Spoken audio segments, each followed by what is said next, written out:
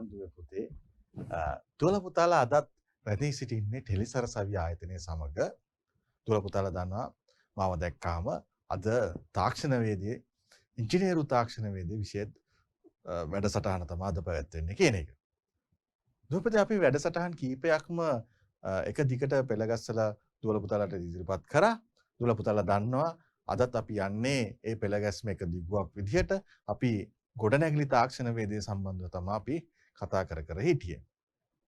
අපි ගොඩනැගිලි තාක්ෂණවේදයේ විෂයේ අපි කතා කරා ප්‍රධාන වශයෙන් ගඩොල් බැමි, ඊට අමතරව අත්තිවාරම්, කපරාදු, ඒ වගේම අපි වහල වර්ග, ඒ වගේ විවිධ කොටස් අපි මේ සම්බන්ධ කොන්ක්‍රීට් ඒ වගේ විවිධ කොටස් සම්බන්ධව අපි මෙහිදී ගොඩනැගිලි තාක්ෂණවේදී යටතේ අපි කතා කර. අද දුවේ පුතේ ඒකේ දිගුවක් විදිහට අපිට තියෙන්නේ ගොඩනැගිලි අපි ගිය සතියේ වැඩසටහන අවසන් කරේ දොරවල් සහ ජනෙල්. මෙතනින් තමයි අපි අද පාඩම පටන් ගැනීමට නියමිතව තියෙන්නේ. අපි බලමු මොනවාද දොර සහ ජනෙල් සම්බන්ධව අපේ පාඩමේ ඇතුළත්ව තියෙන කාරණා මොනවාද කියන එක. ප්‍රධාන වශයෙන් අපි දන්නවා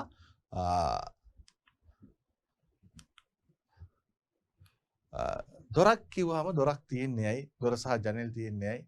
අපේ ගෙදරකට සාමාන්‍යයෙන් එක්කෝ ආරක්ෂාව ඇතුළු වීම ඒකම වැඩි හරියක් දොර සහ ජනෙල් වලින් අපිට ප්‍රමාණවත් වාතාශ්‍රයක් ගේ ඇතුළට සහ ආලෝකයක් ලබා දීම තමයි ප්‍රධාන වශයෙන් මේකේ ප්‍රධාන කාරණාව වන්නේ. එතකොට ඊට අමතරව අපි තව දැනගත යුතු කාරණා කීපයක් තියෙනවා. අපිට ප්‍රමාණවත් සහ ආලෝකය ලබා ගැනීමට බිත්ති මත සමහරක් වෙලාවට විවිධ කවුළු විවර පවතිනවා. අපි මේ සම්බන්ධව අපි ගිය සතියේ කතා කරා සාමාන්‍ය රාමුවක් සහිත විවර සහ සාමුවක් සහිත කවුළු පවතිනවා. එතකොට දොර සහ ජනෙල් වැටෙන්නේ මේ රාමුවක් සහිත ගොඩට. ඊට අමතරව අපි දන්නා රාමුවක් රහිත විවර සහ කවුළු තියෙනවා. සාමාන්‍යයෙන් ආරුක්කු වගේ සාමාන්‍ය රාමුවක් අඩංගු වන්නේ නැහැ. ඒතර මේවෙන් අපි ප්‍රධාන වශයෙන් බලාපොරොත්තු වෙන්නේ ගෙදරට අවශ්‍ය වාතාශ්‍රය ආලෝකය ලබා ගැනීම. ඊළඟට අපි කතා කරා ගිය සතියේ දොරක ප්‍රධාන කොටස්. අපි මේ දුවේ පුතේ කතා කරන්නේ ගිය සතියේ අපි වැඩසටහන අවසානයේ කතා කරපු කීපයක් සම්බන්ධව. එතනින් එහා අපි තමාද අපිට කතා කරන්න තියෙන්නේ දොරක ප්‍රධාන කොටස්. දොරක ප්‍රධාන කොටස් ගත්තාම උළුවස්ස තියෙන ප්‍රධාන රාමුව විදියට. ඊට පස්සේ දොර පියන තියෙනවා. ඊට අමතරව දොරට සවිවන ඇති සුවිකුරු ගැන කොණ්ඩිපට්ටම් ඒ වගේ දේවල්. දොරට යොදා ගන්න ස්ථානය අනුව එහි මිනුම් වෙනස් වෙනවා. දැන් අපි දන්නවා අපි සාමාන්‍ය ප්‍රධාන දොරට ඇතුළු වෙන ස්ථානයේ අපි දන්නවා සාමාන්‍ය ප්‍රධාන අපි ගෙදරක ප්‍රධාන දොරටුව සාමාන්‍යයෙන් විශාලයි. අනිත් දොරවල් වලට සාපේක්ෂව. දැන් මෙතන දුර පුතාලගේ තිරේ මෙතන මේ ප්‍රසන්ටේෂන් එකේ පේනවා ඇති සාමාන්‍යයෙන් ප්‍රධාන ඇතුළු වීමේ දුර තමයි සාමාන්‍යයෙන් 4 වැඩි කිරීම 7 අඩි පළල සහ උස සාමාන්‍යයෙන් අපි දොරවල් සම්බන්ධව කතා කරද්දී අඩි වලින් තමයි සාමාන්‍ය හුඟක් වෙලාට කියවෙන්නේ අඩි 8 අපි දැන් උස ගණනය කරද්දී සාමාන්‍ය මිනිස්සෙක්ගේ අඩි 6යි අඩි 7යි අඩි 7 මිනිස්සු වෙන ලංකාව හොයා ගන්න අපහසුයි අඩි 6 අඩි 5මාර වගේ සාමාන්‍යයෙන් අඩි 5යි අඟල් 10 වගේ තමයි සාමාන්‍ය මිනිස්සෙක්ගේ පිරි මිනිස්සෙක්ගේ උසක් බව තියෙන්නේ. එතකොට දැන් සාමාන්‍යයෙන් ඒ උසට සාපේක්ෂව සාමාන්‍ය ඇතුළු වීමේ දොරක් අවම වශයෙන් අඩි 7ක්වත් උස තියෙන්න ඕනේ. ඊට පස්සේ සාමාන්‍ය ඇතුළු වීමේ දොරකදී අඩි 7, අඩි 8, අඩි 6 වගේ පවතිනවා. ඊට අමතරව පළල අඩි 5ක් වශයෙන් සඳහන්ව පවතිනවා. ඊට පස්සේ නිදන කාමර ගත්තාම අඩි 6මාර අඩි 3 පළල සහ අඩි 6මාර උස පවතිනවා ඒ ආකාරයෙන්. ඊට පස්සේ ගබඩා කාමර සඳහා වූ දොරවල් සාමාන්‍යයෙන් අඩි 6 වගේ තමයි උස අඩි 6 6මාර සාමාන්‍ය පළල අඩි 2යි අඟල් 9ක් වගේ භාවිතා කරනවා. වැසිකිලි සහ නාන කාමර සඳහා අවම වශයෙන් අපි තබනවා අඩි 6 තමයි අවම. ඊට වඩා වැඩි වෙන්නත් පුළුවන්. අඩි 6 2කමාර වගේ ප්‍රමාණයක අපි දොර සඳහා මිනුම් ලබා ගන්නවා. ඊළඟට මේ තියෙන දොර උළුවස්සක ප්‍රධාන කොටස්. මේක දුවේ පුතේ හොඳට දැනගෙන තියෙන්න ඕනේ සාමාන්‍ය උළුවස්සක ප්‍රධාන කොටස්. මේ තියෙන්නේ තිරේ දිස්සනවා ඇති ප්‍රධාන තට්ටුව ප්‍රධාන කණුව තියෙනවා. ප්‍රධාන කණුවට අමතරව අවුල්පාසු ඒත් අවුල්පාසු තියෙන්නේ මොකටද දුවේ පුතේ? ඒ දොර අල්ලලා තියෙන්නේ බිත්තියට අල්ලලා දොර වැටෙන්නේ නැතුව තියෙන්නේ මේ අවුල්පාසු වලින් තමයි සම්බන්ධ වෙන්නේ. ඊට පස්සේ නොයිඩ් ගල තියෙනවා.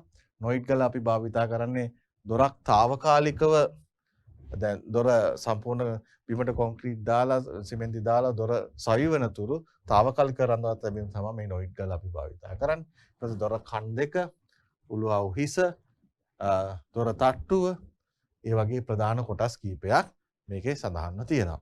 දුල පුතාලට මේකේ තිරේ දිස්සන ඇති අපි ගිය සතියේත් මේ සම්බන්ධව කතා කරා.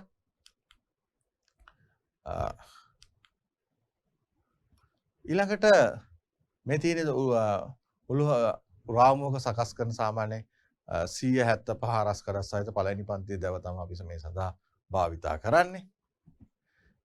දොර පියන රඳවා තැබීමට සාමාන්‍යයෙන් මෙතන මෙන්න මේ තට්ටුව තමයි ඔය කියන්නේ මෙන්න මේ පෙන්නන තට්ටුව තමයි ඔය කියන්නේ සාමාන්‍යයෙන් මිලිමීටර් 12ත් මිලිමීටර් 16ත් අතර ප්‍රමාණයක් පවතිනවා කියලා. ඊට පස්සේ දොරස් හෝ ජනෙල් රාමුව වාතාශ්‍රය තැබීම කළ හැකි දොරටුවේ ඉහළම කොටසේ වාත කවුළු යෙදීම කරන්න පුළුවන්. සාමාන්‍යයෙන් දොර තල දැකලා ඇති දොරක වාත කවුළු යොදලා තියෙනවා. දොර රාමුව සවි කිරීම සඳහා ක්‍රමවේද. එක යකඩ අල්ලුමකින් පුළුවන්. ඊට පස්සේ රෝලර් ප්ලග්ස් හෝ ස්ක්‍රූ පැනමකින් ඒක සම්බන්ධ කරන්න පුළුවන්.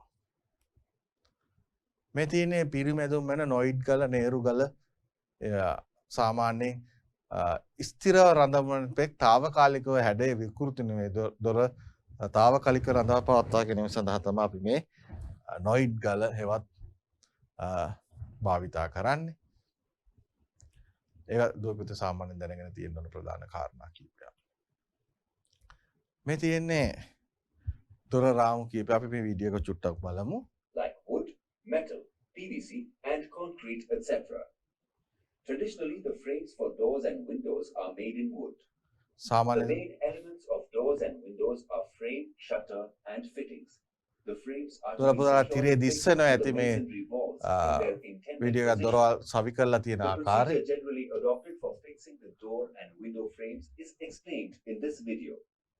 The sides of the frames which come මේ in තියෙන්නේ අවුල් contact with පාසාව. masonry are painted with wood primer. අවුල් පාසානු The frame is then placed in proper position to correct level by driving the wedges and is aligned vertically using plumb bob.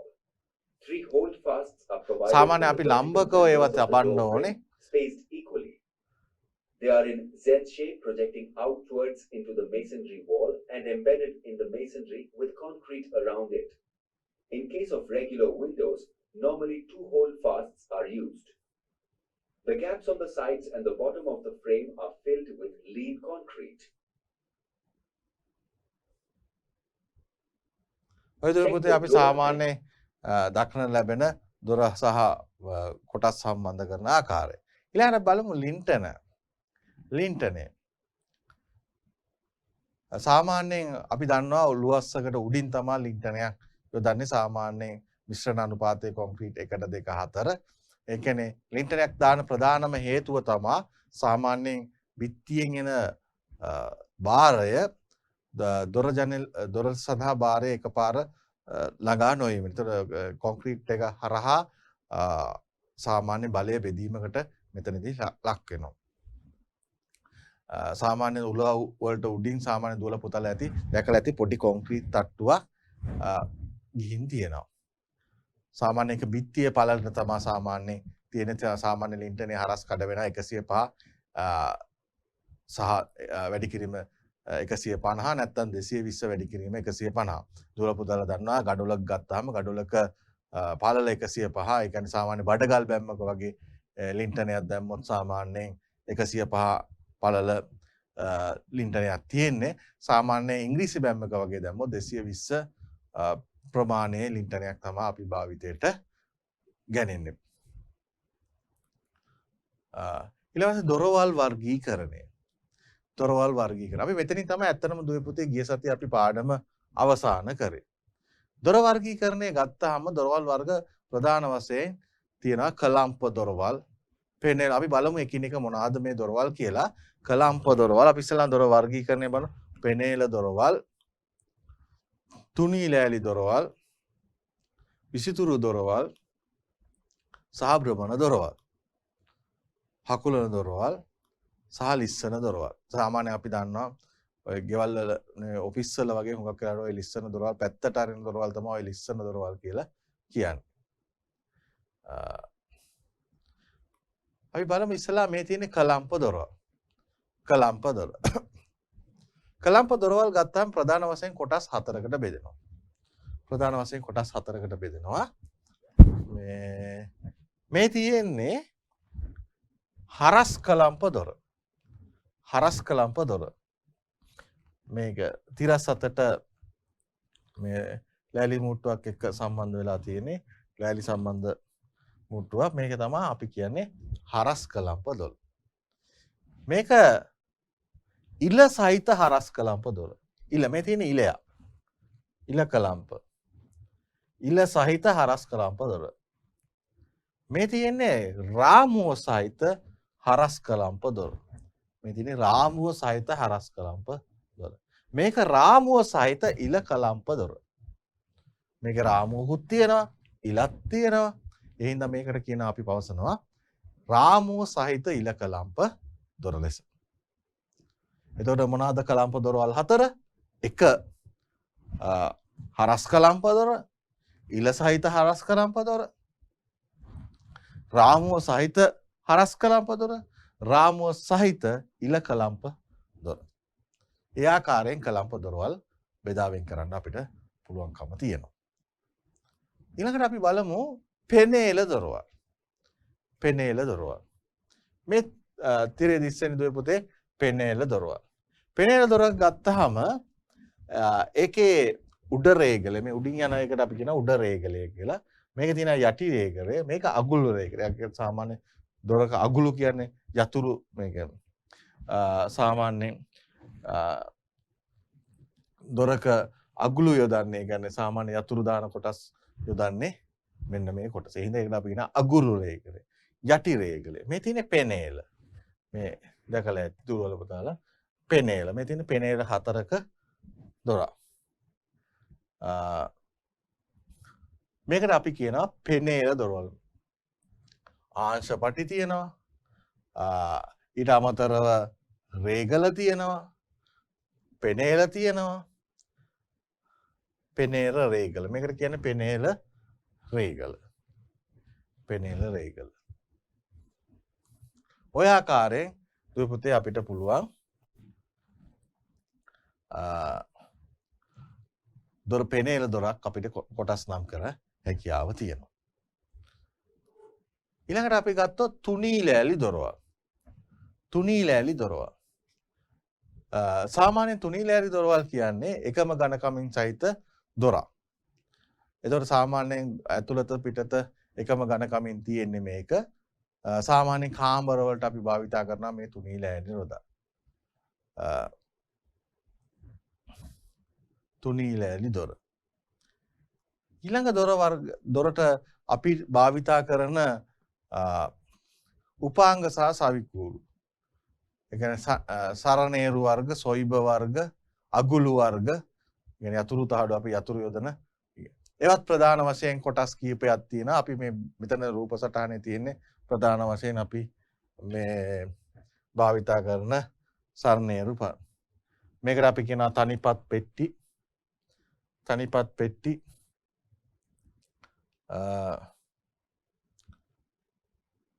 මේක දීවපත් පෙට්ටි සනරේරු. මේ තියෙන්නේ සාමාන්‍යයෙන් අගුල් මෙතන ඊළඟට තියෙනවා වවුල් සරණරේරු මේක වල්ග සරණරේරු මේක වවුල් සරණරේරු උස් පහත් පෙට්ටි සරණරේරු මේක දිව්පත් පෙට්ටි සරණරේරුවා ඔය ආකාරයෙන් අපිට තියෙනවා සරණරේරු සොයිබ සහ අගුළු වර්ග සාමාන්‍ය දැනුමක් තිබ්බනම් ඇති දුවල පුතලා මේක එච්චර විශේෂම සඳහන් කරන්න අවශ්‍ය නැහැ දුවල පුතලා මේවා දැකලා තියෙනවා ඕන තරම් ගෙදරක ගත්තාම ඊළඟට ලීස්තර සහ ආරු. අපි බලමු ලීස්තර කියන්නේ මොකක්ද කියලා. සාමාන්‍යයෙන් අපි දන්නවා දුවල පුතලා දැකලත් ඇති මේ දොර සහ ජනෙල් වල මේ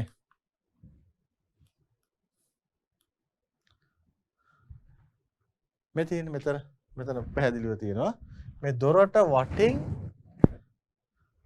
ඒක තමයි අපි කියන්නේ ලීස්තර කියලා. ලීස්තර සහ අරුව කියලා. මෙතන අපි පෙන්නලා තියෙන්නේ ඒ ලීස්තර සහ අරුව කියන මේ ලීස්තර කොටස. දුර පුතාලා දැකලා ඇති ගෙවල් වල සාමාන්‍ය අලංකාරය සඳහා ඒ ලීස්තර අපි භාවිතා කරනවා. දැන් ලීස්තර භාවිතා කරද්දී ඒකේ තියෙන ප්‍රධාන වශයෙන් දැනගත යුතු ප්‍රධාන කරුණු කීපයක්. සාමාන්‍ය ලීස්තරයක පල්ල මිලිමීටර් 25ත් 50ත් අතර ඒකේ ඝනකම සාමාන්‍ය මිලිමීටර් 12ත් 16ත් අතර ප්‍රමාණයක් වන්නේ. සාමාන්‍ය දොර සහ ජනෙල් විවර වටා බිත්ති කපරාද මත ප්‍රක්ෂේපණය ඉදු කරන ලබන බදාර කුට්ටිය තමයි අපි ලීස්තරය කියලා කියන්නේ. දැන් දුවල පුතලා මේ පෙන්වුවා තිරේ මේ තියෙන්නේ ලීස්තරය. සාමාන්‍ය මේකේ ඝනකම තමයි මිලිමීටර් 12ත් 16ත් අතර ඝනකමින් තමයි සාමාන්‍ය ලීස්තරයක් අපි ගොඩනගන්නේ. right. ඊළඟට ජනේල. ජනේල ගත්තාම පුතේ ජනේල වලින් ප්‍රධාන වශයෙන් වෙන දෙයක් තමයි වාතාශ්‍ර ගේ තුලට ලබා ගැනීම. වාතාශ්‍රය ගේ තුලට ලබා ගැනීම. සාමාන්‍යයෙන් නේවාසික ගොඩනැගිල්ලක් සඳහා ජනේලයේ ආම වර්ගඵලය ඒ ගෙබිම වර්ගඵලයෙන් 7න් එකක් විය යුතුයි. ගෙබිම වර්ගඵලයෙන් 7න් එකක් විය යුතුයි. ඒකෙන් හරි භාගයක් විවෘත කිරීමේ හැකියාව තියෙන්න ඕනේ. ගෙබිම වර්ගඵලයෙන් නේවාසික ගොඩනැගිලි. ජනෙල් ගත්තාම දුවේ පුතේ ගෙබිම වර්ග ඒ බීම් කොටස් දැන් අපි දන්නා ගොඩනැගිල්ලක් ගත්තාම අපි කාමරයක් ගත්තාම කාමරේ බිත්ති වලින් ගොඩනැගිලා තියෙනවා. ඒකේ තියෙනවා බිම. ඒ බිම වර්ගඵලයෙන් 7න් එකක් තමයි ගොඩනැගිල්ලක නේවාසික ගොඩනැගිල්ලක වාතය ආශ්‍රය ලබා ගැනීම සඳහා විවර විය යුතු ප්‍රමාණය. ඒකෙන් හරි හඩක් අනිවාර්යයෙන්ම විවර කිරීමේ හැකියාව තියෙනවා. වීදුරු මගින් ඉතුරු ප්‍රමාණය වලක කොහොමත් 7න් එකක අවමයක් ගෙබිම වර්ගඵලයෙන් 7න් එකක වර්ගඵලයක් මේ සඳහා වෙන් කරන්න ඕන. ඒක ප්‍රධාන දේ. ඔය සාමාන්‍ය කෙටි ප්‍රශ්න පත්‍ර වල අහන ප්‍රධාන කාරණා. දුවල පුතාලාත් මේ කියන කොටස මේ නෝට් එක මම හිතන්නේ printed note එක දුවල පුතාලාට ලැබිලා ඇති. මෙන්න මේ කොටස highlight කරගන්න. නේවාසික ගොඩනැගිල්ලක ගෙබිම වර්ගඵලයෙන් 7න් එකක් විය යුතුයි. ඒ කියන්නේ අවම වශයෙන් ජනේල සඳහා ආලෝකය ලබා ගැනීම. ඊට පස්සේ විවෘත කරන්න ඕන ප්‍රමාණය ඒකෙන් හරි අඩක් අනිවාර්යයෙන්ම වාතාශ්‍රය ලබා ගැනීම සඳහා විවෘත කිරීමේ හැකියාව තියෙන්න ඕන. ඒ කාරණා දුවල පුතාලා හොඳට අවබෝධ කරගන්න. ඊළඟට පාසල් කම්හල් රෝහල් සඳහා ගෙබිම වර්ගඵලයෙන් අනිවාර්යයෙන්ම 5න් එකක් තියෙන්න ඕනේ. ගෙබිම වර්ගඵලයෙන් 5න් එකක්. ඒ විවර කර හැකි ශේෂ්ත්‍රය ගෙබිම මට්ටමේ සිට මීටර් 1.75ක් තුනක් අඩු නොවනසේ පිහිටිය යුතුයි. ඒ කියන්නේ අපේ සාමාන්‍ය අපේ අතින් අරින්න පුළුවන් මට්ටමේ ඒ විවර කර හැකි ජනේලයක් තියෙන්න ඕනේ. සාමාන්‍ය පාසල් කම්හල් සහ රෝහල් සඳහා. දැන් ගෙබිම වර්ගඵලයෙන් 5න් එකක්. ඒක දැන් ඒකේ වර්ගඵලය වැඩි විවර වෙන. මොකද මේවල සාමාන්‍ය මිනිස්සු ගැවසෙනවා වැඩි. මිනිස්සු සම්බන්ධ වෙනවා වැඩි. ඒ නිසා මේ සඳහා භාවිතා කර යුතු වර්ග ප්‍රමාණය වැඩි වෙනවා. මේක දුර පුතේ හොඳට අවබෝධ කරගන්න ඕනේ. මේවා සාමාන්‍යයෙන් කෙටි ප්‍රශ්න පත්‍රවල දක්නට ලැබෙන ප්‍රධාන කාරණා. මේ කතාවේ තේරුම තමයි දුර පුතේ මෙන්න මේ වගේ කතාවක් කියන්නේ. අපි පොඩ්ඩක් බලමු.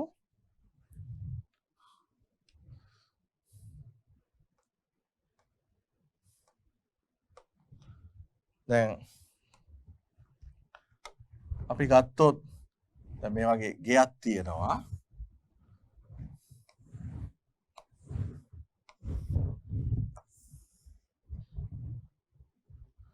මේ ජනේලේ අනිවාර්යයෙන්ම මේ මිලිමීටර් 1753ක් කියන්නේ මෙන්න මේ ප්‍රමාණය. ඒ කියන්නේ මීටර් 1.75. මීටර් ගත්තොත් 1.75 ප්‍රමාණයකින් මේ ජනේලය විවර කරන හැකි ආකාරයට සකස් විය යුතුයි. මේකේ ගෙබිම වර්ගඵලයෙන් මේ ගෙබිම වර්ගඵලයෙන් පහෙන් එකක් තමයි මේකේ විවර කරන්න කියන වාතාශ්‍රය ආලෝකය ලබන්න තියෙන ජනේලයේ ප්‍රමාණය වෙන්නේ. ගෙබිම කියන්නේ මේ කාමරේ තියෙන යම්කිසි පොළොවේ මට්ටම අන්න ඒ ප්‍රමාණයෙන් පහෙන් එකක් මේකේ විවර කිරීමේ හැකියාව තියෙනවා. මේ ඇවිල්ලා පාසල් කර්මාන්ත සහ රෝහල් සඳහා.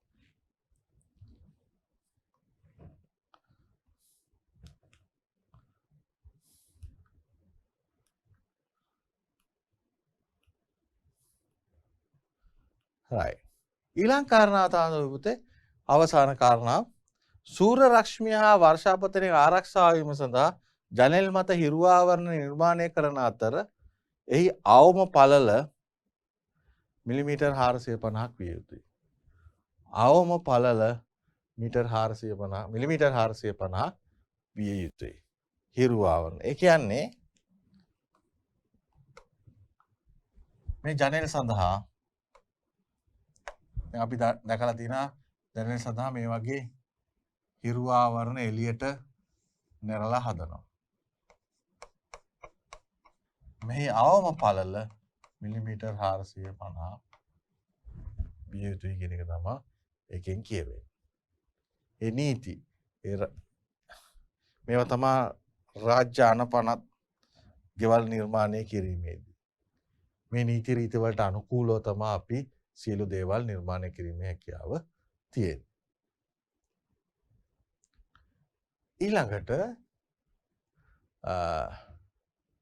මේ තියෙන ජනෙල්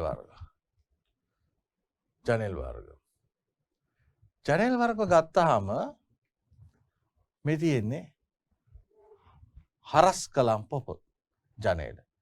දැන් අපි දොරවල් ගැන කතා කරද්දි තිබ්බ හරස් කලම්ප දොරවල්. මේ තියෙන්නේ හරස් කලම්ප ජනේල. මේ ඉල සහිත හරස් කලම්ප ජනේල. මේ ඇවිල්ලා වීදුරු ජනේලයක් අපි සාමාන්‍යයෙන් ප්‍රධාන වශයෙන් දකින ජනේල. මේ ඇවිල්ලා ලෑලි වලින් සකස් කරන ලද ජනේල කීපයක්. මේ වගේත් අපිට ජනේල ප්‍රධාන වශයෙන් කොටස් තුනකට වෙන් කරන්න පුළුවන්. මේ දිනේ සඳහා භාවිතා කරන ප්‍රමාණයන්, ලෑලි වල ප්‍රමාණයන්, ලෑලි වල ඝනකම, ඒ වගේ කාරණා තියෙනවා. දුල පුතාලා ඒවත් දැනගන්න හැකියාව තියෙන්න ඕනේ. මේ කොටස් ටිකක් දුල පුතාලා මේ පැහැදිලිව ලියා ගන්න.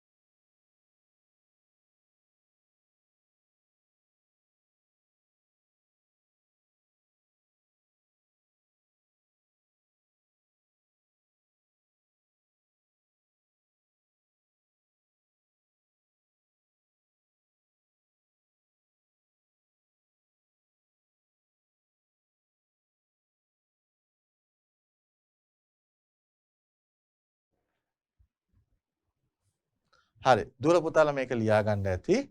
අපි බලමු ඊළඟ කාරණාව. ඊළඟට ගොඩනැගිල්ලක ප්‍රධාන නිම්හම් ක්‍රම. නිම්හම් ක්‍රම කියන්නේ නිම්හම් කියන එකේ තේරුම මොකද්ද?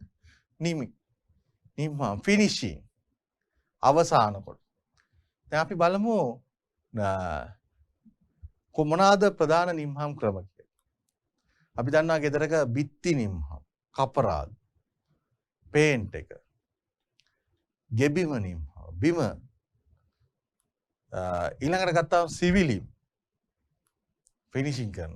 දවස ආවය මත තීන්තා ආලේපය. ඊළඟට ලෝහ සංරචක මත තීන්තා ආලේපය. ඔය තමයි ප්‍රධාන වශයෙන් නිම්හම් ක්‍රම වෙන්නේ. අය බලමු මේක එක නිම්හම් ක්‍රම වේද සම්බන්ධව. බිත්ති නිම්හම්. බිත්ති නිම්හම්. නිම්හම් ද්‍රව්‍යයක් අපි තෝරා ගනිද්දී අපි ගෙදරක අපි හිතමු අපි බිත්ති පේන්ට් එකක් ගන්නවා. එතකොට බිත්තිය එක්ක පොළව ඕනෑම ද්‍රව්‍යයක් තෝරා ගනිද්දී අපි ඒ භාවිතය සම්බන්ධව හොඳ අවබෝධයක් තියෙන්න ඕන. මොනවා සඳහාද අපි මේක යොදා ගන්න? සමහරක් නිම්හම් වර්ග තියෙනවා ගේ බිම සඳහා භාවිත කරන ටයිල්ස් වගේ දේවල් ඉස්සනවා. සමහරක් තැන් ස්ථාන තියෙනවා අපි නිතර ජලය රඳා පවතින තැන් තියෙනවා. එතකොට මේ නිම්හම් ක්‍රමය තෝරා ගනිද්දී අපි හොඳ අවබෝධයක් තියෙන්න ඕනේ අපි කරන ක්‍රියාව සම්බන්ධව. නැත්තම් වෙන්නේ විවිධ අනතුරු වලට භාජනය වීමේ හැකියාව තියෙනවා. අපි බලමු මේ සඳහා අපි ප්‍රධාන වශයෙන් ප්‍රධාන පාදකයේ වර්ගය. කියන්නේ බිම මොන වගේ කාර්ය. ඊළඟ තමයි ගොඩනැගිල්ලේ භාවිතය. ඊළඟ තමයි බාහිර සහ අභ්‍යන්තර පෘෂ්ඨ. අපේක්ෂිත සැප පහසුවේ තරම. ඊළඟ ලිස්සීමෙන් තොර බව. ඊළඟ කාරණා පිරිසිදු කිරීමේ සහ අලුත් වැඩියා කිරීමේ පහසුව. පුද්ගලික කැමැත්තක් පවතිනවා. සමහර පුද්ගලයෝ කැමති බිම සඳහා සාමාන්‍ය ලී අතුලනවා නම් සමහරක් අය කැමති ටයිල් දාන්න, සමහරක් අය කැමති සාමාන්‍ය සිමෙන්ති පොලොක් වගේ භාවිත කරන. මේ පුද්ගලික කැමැත්ත. ඒකත් නිම්හම් ද්‍රව්‍ය තෝරා ගැනීමේදී ප්‍රධාන කාරණා වෙනවා. අවසානයේ තාප පරිවර්තනය. ඒ වගේ කාරණා අපිට උණුසුම ඒකත් ප්‍රධාන කාරණාවක් වෙනවා. ওই කාරණා ටික අපි නිම්හම් ද්‍රව්‍ය තෝරා ගැනීමේදී අපි භාවිතා කරන්නේ. අපි බිමට දාලා තියෙන කොන්ක්‍රීට් පොළවද්ද පාදකයේ වර්ගය, ගොඩල් දාතුරලා තියෙන. ඒ වගේ කාරණා. ඊට පස්සේ ගොඩනැගිල්ලේ භාවිතය අපි සාමාන්‍යයෙන් පොඩි ළමයි ඉන්න තැනක්ද, වයසක අය ඉන්න තැනක්ද, මොන වගේ කටයුත්තක්ද, වාහන හදන එක්ලස් කරන තැනක්ද, වාහන නිතර ඇතුලේ ගමන් කරන තැනක්ද, ඒ වගේ කාරණාව ගොඩනැගිල්ල තුලත් අපි දැකලා තියෙනවා. වාහන සමහරක් වෙලාවට ගොඩනැගිල්ල කිව්වට ගොඩනැගිලි විවිධ වර්ගයේ ගොඩනැගිලි තියෙනවා. වාහන රිපෙයාර් කරන ස්ථානවල ගොඩනැගිලි තියෙනවා. ඒ වගේ කාරණා සම්බන්ධව අපි දැනගෙන තියෙන්න ඕන මොනවාද මේ අපි භාවිතය ගොඩනැගිල්ල භාවිතය මොන සඳහා කටයුතු නැත්නම් මිනිස්සු ගැවසෙන තැනක්ද? ඒ වගේ කාරණාවක්. වයසක අය ඉන්න තැනක්ද? ඒ වගේ කාරණා අපි දැනගෙන තියෙන්න ඕන. ඒතකොට තමයි අපිට නිවැරදි නිම්හම් ක්‍රමයක් අපි ඒ සඳහා තෝරා ගැනීමේ හැකියාව තියෙන්නේ. සමහර අවසාන වශයෙන් පෙනුම. ඒකේ සාමාන්‍ය ඔක්කොටම අන්තිම අවසාන වශයෙන් ඒකේ දැකුම් කළු බවක්, ප්‍රියමනාප ගතියක් අපි ඒකිනුත් බලාපොරොත්තු වෙනවා. ඕක තමයි ප්‍රධාන වශයෙන් අපි නිම්හම් ද්‍රව්‍ය තෝරා ගැනීමේ යුතු කරුණු වන්නේ. අවසාන වශයෙන් ඔක්කොගේම බලාපොරොත්තු ආරක්ෂාව. ඔය ඔක්කොගේම අන්තිමට ආරක්ෂාව තමයි ප්‍රධාන දේ. අවසාන අපි ඕන දෙයක අපි කියන්නේ සේෆ්ටි ෆස්ට්. ආරක්ෂාව තමයි ප්‍රමුඛ කොට සලකන්නේ. නිම්හම් ද්‍රව්‍ය තෝරා ගැනීමදී අපි ඕක තමයි ඇත්තටම ප්‍රධානම වැදගත් දේ තමයි ආරක්ෂාව. මං කිව්වේ ලිස්සන සුළු බීම. ඒකට සමහරක් වෙලාවට වයසක අය ඉන්නවනම් ඒක වැටිලා තුවාල වෙන්න පුළුවන්. මේ හැම එකෙම අපි බලාපොරොත්තු වෙන්නේ අවසාන වශයෙන් ආරක්ෂාව. අවසාන වශයෙන් බලාපොරොත්තු වෙන්නේ ආරක්ෂාව.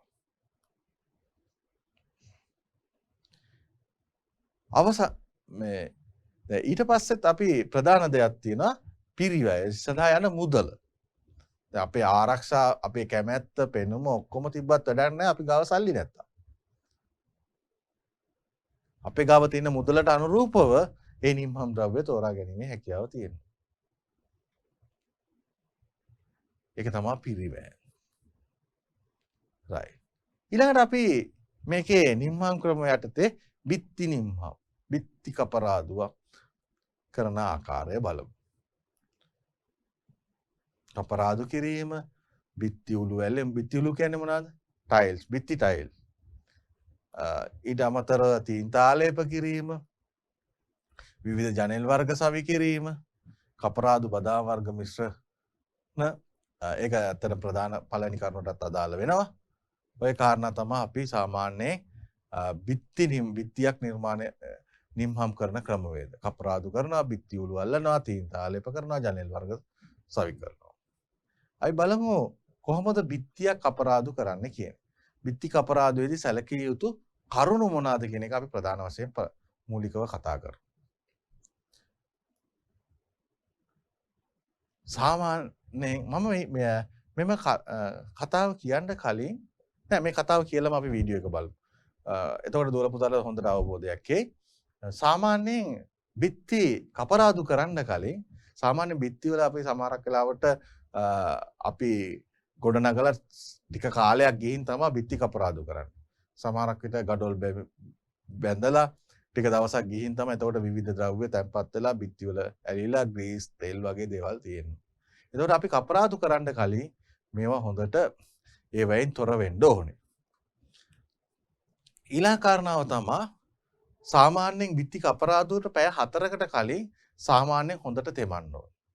වතුරෙන් තෙමන්න ඕනේ.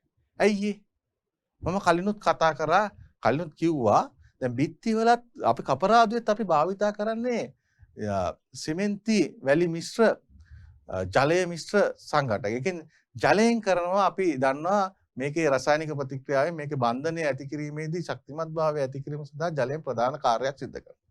මේ ජලය අවශෝෂණය ජලය අපි උරා ගත්තොත් මොකකට හරි ඒ අවශ්‍ය ජල ප්‍රමාණය අඩු වුණොත් අර බන්ධන ශක්තිය සහ ශක්තිය අඩු වෙනවා. අර සිමෙන්ති වලින් කරන කාර්යය සිද්ධ වෙන්නේ නැහැ. ටික කාලෙකින් බිත්ති කපරාදු පැරිලා බිමට වැටෙන්න පුළුවන්. එතකොට ජලය ඒ රසායනික ප්‍රතික්‍රියාව සඳහා අවශ්‍ය ජලය නැවත බිත්තියට උරා නොගෙන සඳහා තමයි අපි බිත්ති කලින් තෙමන්නේ. ඒක ප්‍රධාන කාරණාව. ඊට පස්සේ සාමාන්‍යයෙන් අපි සාමාන්‍ය බිත්ති කපරාදුවක් මිලිමීටර් 12කට වගේ කරන්නේ. ඇතුළත බිත්ති කපරාදුවක් පිටත බිත්ති කපරාදුවක් සමහරක් වෙලාවට මිලිමීටර් 16කට වගේ කරනවා. ඒතර ඇතුළත බිත්ති කපරාදුවකදී අපි සමහරක් වෙලාවට අපි බිත්ති ඉස්සලා ගඩොල් බඳිද්දී සමහරක් වෙලාවට කපරාදු එළියට පැනලා ඒ වගේ වෙන්න පුළුවන්. ඒතකොට මිලිමීටර් 12ට වැඩි ප්‍රමාණයේ බිත්ති කපරාදු තියෙන ඒ කියන්නේ සිමෙන්ති නිරාගිය කොටස් තියෙනවා නම් අපි ඒක කඩලා ඉවත් කරන්න ඕනේ. කඩලා ඉවත් කරන්න ඕනේ. ඊළඟට සිරස් සහ තිරස් කුස්තර මෙන්ම බිත්ති පෘෂ්ඨයේද පොඩ්ඩක් රළු රෆ් එකට තියෙන්න ඕනේ. ඒ කියන්නේ රළු ගතියෙන් තියෙන්න ඕනේ. මොකද නැත්තම් අර සිමෙන්ති බදාමේ අල්ලා ගැනීමේ හැකියාව නැති වෙනවා. සමහරක් වෙලාවට බිත්ති කපරාදුව කඩන් වැටෙන්න පුළුවන්. ඒ හින්දා අනිවාර්යයෙන්ම බිත්තිය අපි සාමාන්‍යයෙන් තියෙන අර යකඩ යෙදු බිත්ති නම් වීඩියෝ එකේදී පෙන්නන්න. ඒකෙන් අපි මැදිනවා. ඒතකොට සාමාන්‍යයෙන් බිත්තිය රළු පුෂ්ඨයක් බවට පත් වෙනවා. අපි දැන් මේ වීඩියෝ එක බලමු. බිත්ති කපරාදුවක් සම්බන්ධ වීඩියෝ එකක් තියෙන්නේ. Provides an even surface for painting besides offering protection. Plastering is done with a mix of cement and sand, which is called mortar. Let us see some important steps. මෙතන බිත්ති කපරාදුවකදී අපි ප්‍රධාන වශයෙන් මිලිමීටර් 12 ප්‍රමාණය වෙන ආකාරයට අපි ඔය වගේ it should be ensured that bullheads are aligned vertically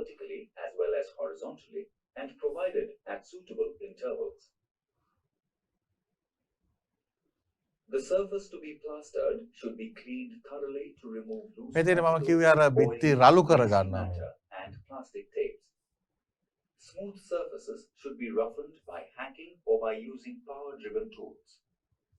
The joints of the masonry should be raked to a depth of 12 millimeters. The surfaces must be moistened evenly before මෙතන අර මම application කියපු of plaster. පෙරකේ කතාව This ජලයෙන් prevents තෙමනවා. absorption of water from the mortar. A thin layer of rich mortar made of 1 part of cement to 1 part of sand is to be splashed. Mortar should be mixed in small quantities and should be අපි used පළවෙනි within වටේදී 1 මේ hour. සාමාන්‍ය මිලිමීටර The එකට proportion of cement to sand සිමෙන්ති එකට varies depending on වැලි the එක location to be plastered. සාමාන්‍ය පළවෙනි අවස්ථාව දෙවෙනි අවස්ථාවේ Thickness of තමයි කපරාදුයි plaster තමයි shall be මිලිමීටර sufficient to not only keep සිමෙන්ති එකට transmitting වැලි surface 6ක් to the භාවිතා wall කරන්න. units, but also provide protection against water penetration. The mortar should be applied evenly on the surface between the bullheads using the trowel and leveled with a straight edge. Surfaces are to be finished to smooth texture using the wooden float. ඊට පස්සේ අපි ලෑලි The thickness of මේ වගේ plaster ලීයකින් in අපි single මේක coat level shall be කරගන්නවා. maximum 15 millimeter. In case plastering is to be carried out, right ඒ දුර පුතාලා දැක්කේ මේ සාමාන්‍යයෙන් කපරාදුවක් කරන ආකාරය. අර මම ඉස්සලා කියපු කාරණා ටික ඒකේ ප්‍රධාන වැදගත් දේ ඔන්න ඔය කාරණා ටික ඉතාමත් වැදගත්. මෙන්න මේ ටිකක් දුවල පුතාලා ලියා ගන්න නෝට් එකේ ප්‍රධාන වශයෙන් වැදගත්ම කාරණා ටිකක් තමයි ඔය සඳහන් කරලා තියෙන්නේ. කපරාදුවකදී සැලකිලිමත් යුතු කරුණු ටික. මේ ටිකත් ලියා ගන්න.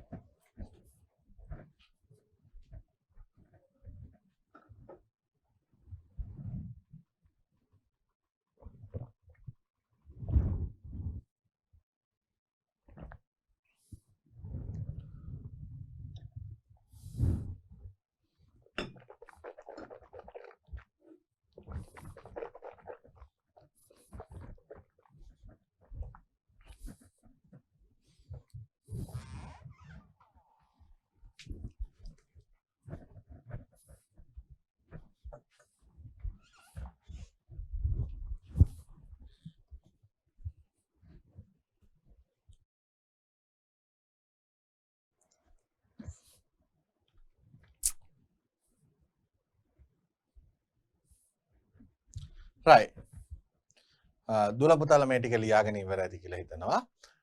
අපි යමු ඊළඟ කාරණාවට. provides කපරාදු සහ දැන් අපි දන්නා කපරාදු සඳහා සිමෙන්ති අනුපාත තියෙනවා. ඒතර මේ කපරාදුවකදී සාමාන්‍යයෙන් මැටි බදාමයක් ගන්නවා නම් අපි සාමාන්‍යයෙන් 1:2 අනුපාතය. සාමාන්‍යයෙන් හුණු බදාමයක් ගන්නවා නම් 1:3 1:5 2:5 වගේ අනුපාත වලින් ගන්නවා. සිමෙන්ති බදාමේදී සාමාන්‍යයෙන් අපි 1:2 1:5 වගේ ප්‍රමාණයන් සිමෙන්ති හුණු බදාමේ නම් අපි හුඟක් වෙලාවට 1:1 4:5 ඒ කියන්නේ සිමෙන්ති හුණු වැලි අනුපාතය.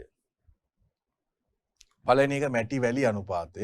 තුල පුතාලා එතන ලියා ගන්න 1:2 කියන එක අනුපාතය පළවෙනි මැටි බදාම යටතේ තියෙන්නේ 1 මැටි වැලි අනුපාතය.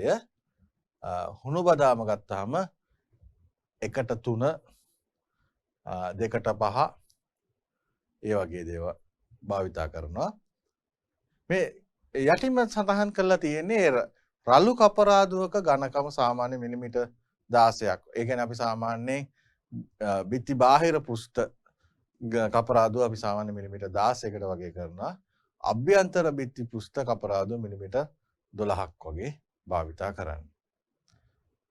සාමාන්‍ය අභ්‍යන්තර පෘෂ්ඨ කපරාදුව අපි සිමෙන්ති හුණු වැලි තුනම භාවිතා කරන ආකාරය තමයි හුඟක් වෙලාට ඒක තමයි සුදු පෘෂ්ඨයක් ලබා ගැනීමේ හැකියාව ලැබෙන්නේ. මේක ඉතාමත් වැදගත් කොටසක්. මේ දුවල පුතාලා මේකත් chart එක ඇඳ ගන්න නෝට් එකේ මේක ඉතාමත් වැදගත් තැනක්. මෙතන තරු ලකුණක් දාගන්න මේ අනුපාත සම්බන්ධ කෙටි ප්‍රශ්න පත්‍රයේ හුඟක් වෙලාවට අහන අවස්ථා අපි දැකලා තියෙනවා.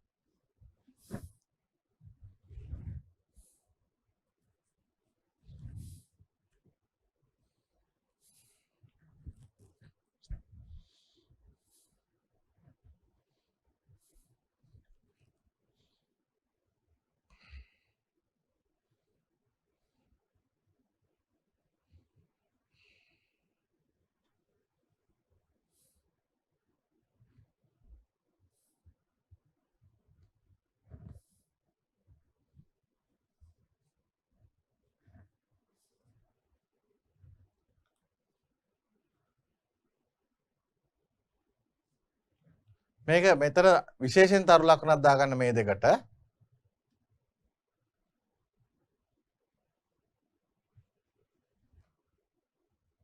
right. අපි යමු ඊළඟ කොටසට. හොඳ කපරාදුවක ලක්ෂණ. මොනවාද අපේ හොඳ කපරාදුවක තියෙන ලක්ෂණ? මේ තියෙන්නේ. මෘදු විය යුතුයි. මෘදු කියන්නේ සින්දු ගතියෙන් තියෙන්න ඕන. කිසිදු ආගන්තුක ද්‍රව්‍යයක් අවශෝෂණය කරගත නොගත යුතුයි. සේදීමට පුළුවන්කම ලැබෙන්න ඕනේ. ගිනි උදුරු හා රසායනික ද්‍රව්‍ය වලින් උෂ්ණත්වය වෙනස් වීම වලින් ඔරොත්තු දිය යුතුයි. මේ කාරණා හතර විශේෂයෙන් අපි බලාපොරොත්තු වෙනවා හොඳ කපරාදුව. මේකත් ලියා ගමු. නෝට් එකේ දුවේ පුතේ මේ ටික ඔක්කොම මේ ආකාරයෙන්ම ලියාගෙන යමු. ආත් එක්ක මම කියන කොටම දුව පුතේ ඒක ලියා ගමු. එතකොට පහසුයි අපිට. මේ සඳහා අපි මොකද වැඩි වෙලාවක් ගන්න හොඳ නැහැ මේ වගේ කාරණා සඳහා. දුවල පුතාලට ටෙලිසර්සවි ආයතනයේ මේ හැකියාව ලබා දීලා දෙනවා. මේක නැවත නැවත පරිශීලනය කරන්න කීප වතාවක් මේ වීඩියෝස් දාලා බලන්න. ඒතර දුවල පුතේ මේ අවස්ථාවෙන් දුවල පුතාලා මගෙන් දැනුම ලබා ගන්න මේ නෝට් එක ෆිල් කරගනිද්දි නැවත නැවත ඒක කීප වරක් අපේ වීඩියෝ ට්‍රැක් එක බලලා දුවල පුතාලට පුළුවන් මේ නෝට් එක ෆිල් කරගැනීමේ හැකියාව දැන් ටෙලිසර්සවි ආයතනය ලබා දීලා තියෙනවා. ඒ සඳහා දුවල පුතාලා විශේෂයෙන් ටෙලිසර්සවි ආයතනය සමග රෙජිස්ටර් වෙලා දුවල පුතාලට පුළුවන් මේ නෝට් සියල්ලම ලබා ගන්න. ඒකම නැවත නැවත මේක කීප විටක් රිවයිස් කරලා බල දුවල පුතාලාගේ දැනුම වර්ධනය කර ගැනීමේ හැකියාව ලබා දීලා තියෙනවා. දුවල පුතාලා ලැබපු ලොකු ජයග්‍රහණයක් ටෙලිසර්සවි ආයතනය සමග සම්බන්ධ වීමෙන්. මොකද මේ වගේ කාර්යයක් කරන ප්‍රථම අවස්ථාව. තව රූපවාහිනී නාලිකා කොච්චර පැමිණියත් මේ ආයතනය තමයි මේකේ ප්‍රමුඛ ස්ථානය ලබාගෙන තියෙන්නේ. ඉතින් මේ වගේ වැඩසටහන් ක්‍රියාත්මක කරන්නේ මේ ආයතනය පමණයි. ඒ සඳහා දුවල පුතාලට පුළුවන් ටෙලිසර්සවි ඇප් එක හරහා සහභාගී වීමේ හැකියාව තියෙනවා. ඒ ඇප් එක හරහා රෙජිස්ටර් වෙන්න පුළුවන්. නැත්නම් ඔන්ලයින් සඳහා මේ ටෙලිසර්සවි ආයතනය මේ වැඩසටහන අවසානයේ මෙහි ටෙලිෆෝන් නම්බර්ස් ඒ ටික සඳහන් කරයි. ඒකට පුළුවන් දුවල පුතාලට එහා සම්බන්ධ වෙලත් මේක ඔන්ලයින් ටියුෂන් එක ලබා ගැනීමේ හැකියාව තියෙනවා. ඒ වගේ විවිධ ක්‍රම මගින් දුවල පුතාලගේ ලැප්ටොප් එකෙන් පරිගණකයෙන් ඕනෑම ආකාරයකින් මේක හා සම්බන්ධ වෙන්න හැකියාව තියෙනවා. ඉතින් ඒ සඳහා මේ ආයතනය සමග රෙජිස්ටර් වීම තමයි ප්‍රධාන වශයෙන් වැදගත් වෙන්නේ. ඒ සඳහා මේ වැඩසටහන අවසානයේ මේ ආයතනයේ දුරකථන අංක සඳහන් කරයි. ඒ දුරකථන අංක වල සතියේ කාර්යාල වේලාවේදී දුරකථන ඇමතුමක් දීලා දුවල පුතාලට පුළුවන් එහා රෙජිස්ටර් වීමේ හැකියාව තියෙනවා. මේක නිකම් පන්තියක් නෙමෙයි. දුවල පුතාලට අපි පන්තියක උගන්වනවා නම් ඒ වෙලාවේ ඇහුවා ඒ වෙතනින් ඉවරයි වැඩි. දැන් මේක එහෙම නෙමෙයි. දුවල පුතාලට නැවත නැවත මේක වැඩසටහන් බලලා දැන් දුවල පුතාලගේ දැනුම වර්ධනය වෙනකන් ඒ කාරණාව කිරීමේ හැකියාව තියෙනවා. ඉතින් මේ මහගු අවස්ථාවෙන් ප්‍රයෝජන ගැනීම තමයි දුවල පුතාලගේ වැදගත්කම තියෙන්නේ. දුවල පුතාලා විතරක් නෙමෙයි දුවල පුතාලගේ යාළුවන්ටත් මේ සම්බන්ධ දැනුවත් කරලා ඒකෙන් මේ සමාජ අපි මේ කරන්නේ සමාජ සේවය. මොකද අති දුෂ්කර අපි දන්නා අති දුෂ්කර දැන් අපි ගිය සැරේ වැඩසටහනක් කරා මේ විභාග අවසානයේ විවිධ ප්‍රශ්න පත්‍ර සාකච්ඡා කිරීම කීපයක් කරා. ඒකෙන් ලැබිච්ච ප්‍රතිචාර ඉතාමත් ඉහළයි.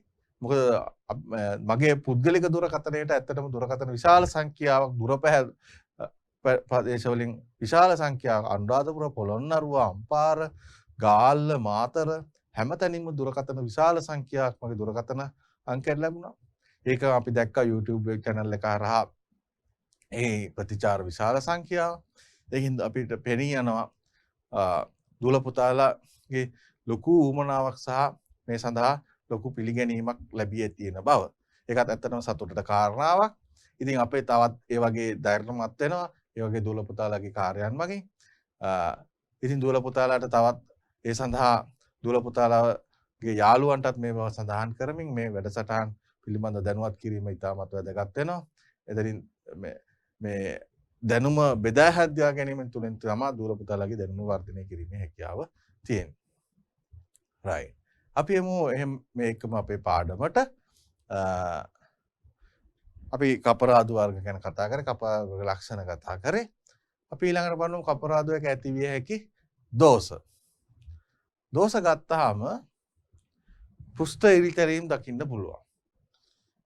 අර මම පෘෂ්ඨ ඉරිතැරීම් ඇතිවීමට ප්‍රධාන හේතුවක් තමයි අර මම කිව්ව ජල සිමෙන්ති අනුපාතය නිවැරදිව භාවිතා කරත් සමහරක් වෙලාවට බිත්ති පෘෂ්ඨය අපි තෙමන් නැතුව වගේ භාවිතා කරොත් අර රසායනික බන්ධනයට අවශ්‍ය ජල ප්‍රමාණය අවම වීමෙන් අර ප්‍රතික්‍රියාකාරීත්වය හරියට සිද්ධ වෙන්නේ නැහැ.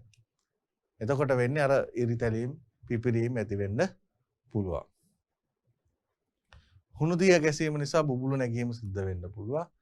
කපරාදුව කඩා වැටීම සිද්ධ වෙන්න පුළුවන්. ඒ කියන්නේ අර සමහරක් වෙලාවට මම කිව්වා රෆ් කරන රළු කරනවා කියලා අර වෑල් බ්‍රෂ් එකකින් කම්බි වයර් බ්‍රෂ් එකකින් අපි කපරාදුව දාන්න පෙර අපි සාමාන්‍ය රළු කරා. ඒ රළු කරේ නැති වුණාම සමහරක් වෙලාවට ඔය වගේ කපරාදු කඩා වැටීම් සිද්ධ වෙන්න පුළුවන්. right. ඊළඟට අපි බලමු කපරාදු බිත්ති සවීම් ඒ කියන්නේ සිමෙන්ති වර්ගය අනුව අපි දන්නා සාමාන්‍යයෙන් සිමෙන්ති බදාමයක ප්‍රධාන වශයෙන් මූලික සවීම සහ අවසාන සවීම කියලා කොටස් දෙකක් තියෙනවා. සාමාන්‍ය පෝර්ට්ලට් සිමෙන්ති ගත්තොත් සාමාන්‍ය පැය භාගයක් ඇතුළත මේකේ මූලික සවීම සිද්ධ වෙනවා.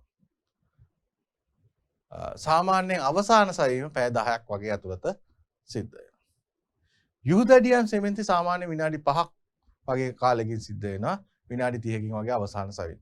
දැන් සාමාන්‍ය යුදඩියම් සිමෙන්ති වගේ වල මිල අධිකයි. අපි සාමාන්‍යයෙන් එතකොට මේවා භාවිතා කරන සාමාන්‍යයෙන් ඉක්මනින් අපිට සවි කරගන්න අවශ්‍ය වුණු සාමාන්‍ය ජලයේ තියෙන ස්ථානයක වගේ අපි මොන හරි කපරාදුවක් හරි මොන හරි සිද්ධ කරනවා නම් අපිට ඉක්මනින් ඒ ස්ථානය වියලා ගත යුතුයි. මූලික සවීම ශක්තිවත් විය යුතුයි. ඒ වගේ අවස්ථාවක තමයි අපි සාමාන්‍ය යුදඩියම් කියන සිමෙන්ති වර්ගය භාවිතා කරන්නේ. මේ chart එකෙත් මේක පුරව ගන්න දුව පුතේ.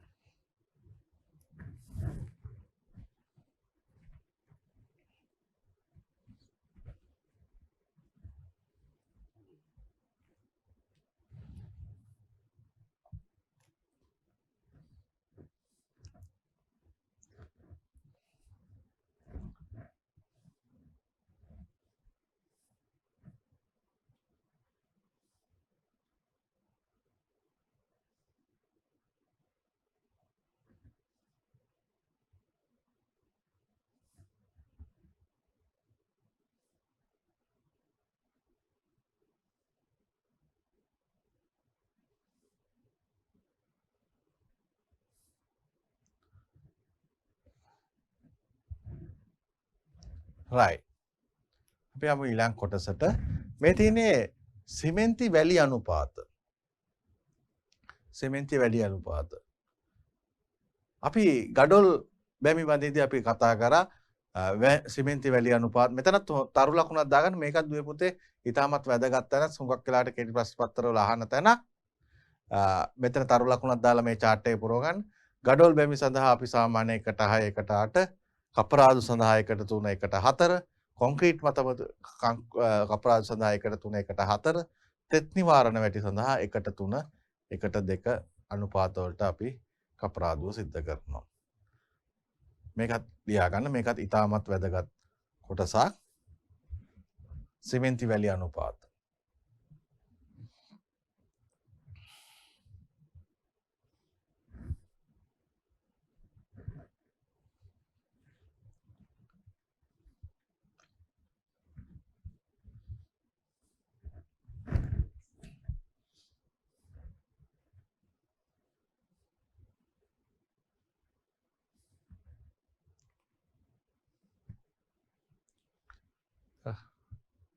මෙතන සිමෙන්ති බදාමේ ඇති ලක්ෂණ සම්පීඩන ශක්තිය.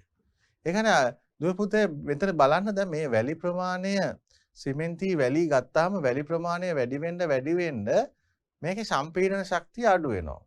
ඒ කියන්නේ කැඩී බිඳී යෑමේ හැකියාව ඉතාමත් පොඩි බලයකින් කැඩී බිඳී හැකියාව වෙනවා. ඒ කියන්නේ සිමෙන්ති සහ වැලි සිමෙන්ති අඩුවෙන් වැඩියෙන් වුණොත්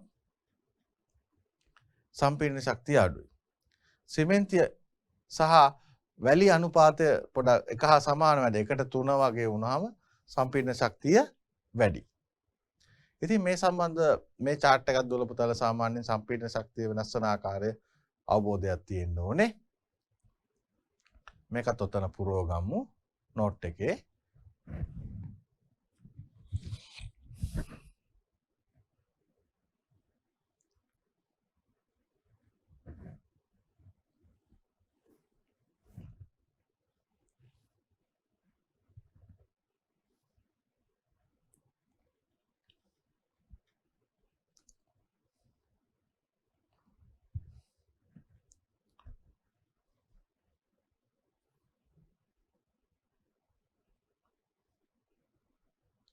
ඊළඟට අපි කතා බලමු ගෙබිම නිම්හම් කිරීම. දැන් අපි ඉස්සෙල්ලා කතා කරේ බිත්ති නිම්හම් කිරීම. දැන් අපි ගෙබිම කියන්නේ පොළොව නිම්හම් කරන ආකාරය. තැන්වාත්තු නිම්හම් කිරීම. තැන්වාත්තු කියන්නේ එම ස්ථානයේ වැඩ බිමේම අපිට පුළුවන් සිමෙන්ති කොන්ක්‍රීට් වගේ දේවල් නිෂ්පාදනය හදලා එතන නිම්හම් කරන්න. ගෙබිම නිර්මාණය තැන්වාත්තු නිම්හම් කිරීම. ඊළඟට මැස්ටික් ඇස්පෝර්ට් මේක සාමාන්‍ය තාර විශේෂයක් ජලයට ප්‍රතිරෝධී. මේක මේ සාමාන්‍ය වැසිකිලි නාන කාමර සඳළුතල වගේ ජලය වැටෙන ස්ථානවල තමයි අපි සාමාන්‍ය මේ ගෙබිම බිම සඳහා භාවිතා කරන්නේ මැස්ටික් ඇස්පෝර්ට්. ඊළඟ ද්‍රව්‍ය තමයි සිමෙන්ති නිම්හම අපි සාමාන්‍යයෙන් දන්නා සිමෙන්ති පොළව කියලා කියන්නේ. ඒ සිමෙන්ති පොළව තමයි ඔය සිමෙන්ති නිම්හම කියලා අපි භාවිතා කරන්නේ. සිමෙන්ති නිම්හම.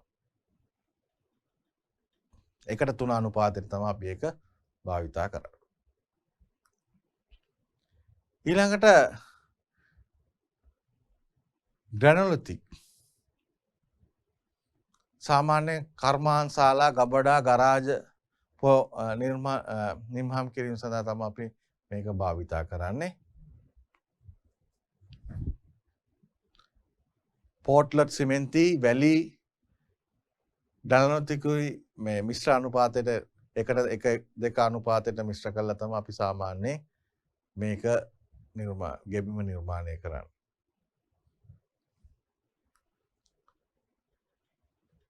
ඊළඟ වර්ගය තමයි පෙරසවි. ඒ කියන්නේ පිට ස්ථානයක හදලා අපි මේ නිම්හම් කරන සාමාන්‍ය ටයිල්ස් වර්ග, කිරිගඩොල, සෙරමික් වර්ග, බිම්මුළු ඒ වගේ දේවල් තමයි අපි කියන්නේ පෙරසවි නිම්හම් කිරීම කියලා. බාහිර පිටින් සකස් කරලා අපි මෙතෙන්ට ගෙනල්ලා සවි කරනවා. මේ තියෙන ප්‍රධාන ගෙබිම නිම්හම් වර්ග තවත් තියෙනවා. සාමාන්‍යයෙන් අපි දැනගත යුතු දෙයක් තමයි සාමාන්‍ය පෙරසවි කියන්නේ ටයිල් වගේ අල්ලනවා බිමට ඉස්සලා කොන්ක්‍රීට් අතුරුමත් දාලා තමයි අපි ඊට පස්සේ ඒක උඩින් තමයි සාමාන්‍ය මේ ටයිල් අපි සාමාන්‍ය සකසන්නේ.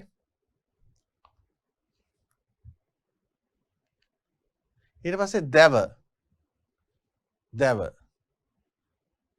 සාමාන්‍ය දැකලා ඇති පොළොවට මේ ලෑලි සම්බන්ධ කරන ලෑලි දැව මේ ගෙබිම නිර්මාම් කරන ක්‍රම තමයි මේ අපි සාකච්ඡා කර ඉන්නේ.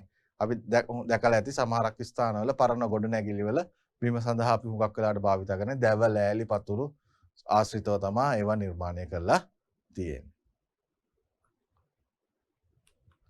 right. මේ තියෙන්නේ එතකොට මේ ටික බලන්න ගෙබිම බිමක් අපිට නිම්හම් කරන්න පුළුවන් ක්‍රම තැන් වාත්තු නිම්හම මැස්ටික් ඇස්ෆෝට් සිමෙන්ති නිම්හම ග්‍රැනොට්ලති පෙරසවි නිම්හම් කර ටයිල්ස් වර්ග දැව ඕවා සම්බන්ධව දැනගෙන තියෙන්න ඕනේ දුපුතු සමහරක් වෙලාවට ඔය රචනා ප්‍රශ්න පත්තරවල අහනවා ගෙබිම සඳහා නිර්මාණ කරන්න පුළුවන් ක්‍රමවේද මොනවාද සමහරක් වෙලාවට විභාගගත රචන ප්‍රශ්න වල අහනවා ඒ වගේ දේවල් වලට පිළිතුරු සැපයීමේදී මේ හා සම්බන්ධව සාමාන්‍ය අවබෝධයක් තියෙන්න ඕනේ. ඊළඟට උළු කෙරෙන ටයිල්ස් අල්ලන ආකාරය. සාමාන්‍යයෙන් බිත්ති සඳහා 1/5 වැලි සිමෙන්ති කපරාදු කිරීම මගින් අපි සාමාන්‍ය ගෙබිම සඳහා 1-2-4 කොන්ක්‍රීට් තට්ටුවක් දාලා ඒක මත තමයි අපි සාමාන්‍යයෙන් මේ ටයිල් ඇතිරීම කරන්නේ. ටයිල් පියවර මම එකින් එක පෙන්වන්නම් ඒක රූප රාමු කීපයක් සමගින් පියවරවල් ටික තමයි ගෙබිම උළු ඇල්ලීමේ පියවර ටික තමයි මේ තියෙන ප්‍රධාන කොටස් ටික දැන් තීරයේ දිස්වෙයි. ඒ සඳහා අපිට ඕන වෙනවා උළු බදාම ටයිල් ග්‍රවුන්ඩ් ආසක්ත ඒකම මේ ටයිල් කපන යන්ත්‍රයක් ඕන වෙනවා. ඊට පස්සේ ටයිල් ඕන වෙනවා. ඊට අමතරව මේ පරතර කැට මේ වගේ කොන්ක්‍රීට් ඇන අවශ්‍ය වෙනවා.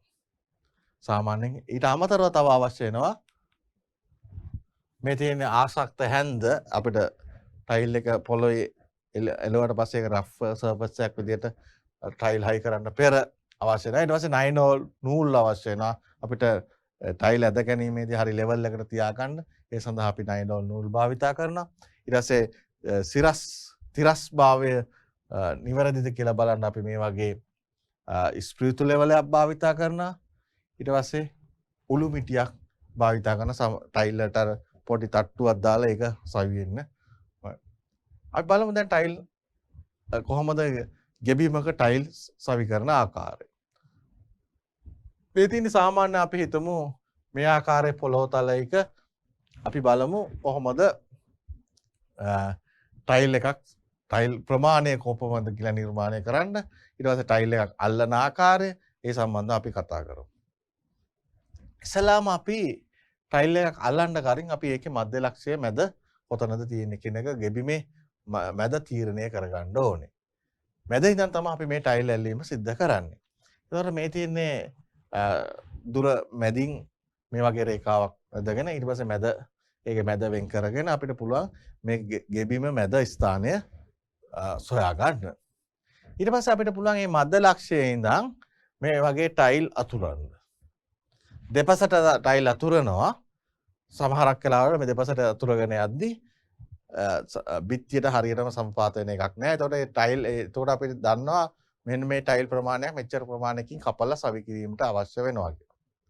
ඊට පස්සේ මේ තියෙන්නේ සිරසට යන ටයිල් ප්‍රමාණය, පහළට යන ටයිල් ප්‍රමාණය. මේකෙන් අපිට පුළුවන් ටයිල් ප්‍රමාණය ගණනය කරන්න. ගණනය කරලා අපිට පුළුවන් මේ වගේ ටයිල් ඇතුරුම ඊට පස්සේ නූල් ඇදගෙන අපිට ටයිල් ටික සවි කරන්න. ටයිල් ප්‍රමාණය අපිට ගණනය කරගන්න පුළුවන්.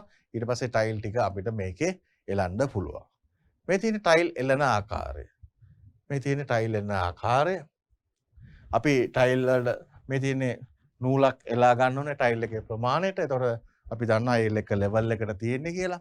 ඊට පස්සේ ආක්ෂක්ත හැන්දෙන් මේ අපි ඉස්සලාම ඒ සඳහා ආසක්ත මේ සිමෙන්තිය පොළොවේ ගාලා මේ වගේ ආසක්ත හැන්දෙන් මේක රෆ් කරලා මේ ටයිල් එක සවි කරලා මේ වගේ බෝල මිටියෙන් ඒකට ටච් එකක් දෙන්න ඕනේ. ඊට පස්සේ අපි ඒකම මේකේ තිරස් භාවය සහවුරු කරගන්න ඕනේ. මට්ටම් කරගන්න ඕනේ සිරස් මේ ස්ප්‍රීතු ලෙවලේ. ඊට පස්සේ ටයිල් අල්ලද්දී අපි මේ සාමාන්‍යයෙන් උළු කැට අතරට පරතර කැට යොදලා නිවැරදි ආකාරයට ඒක සවි කරගන්න ඕනේ. ඊට පස්සේ ආසක්ත තැවරි තියෙනවා නම් ඒවා පළමු අපි පිස්සදවා පිරිසිදු කරන්න ඕනේ.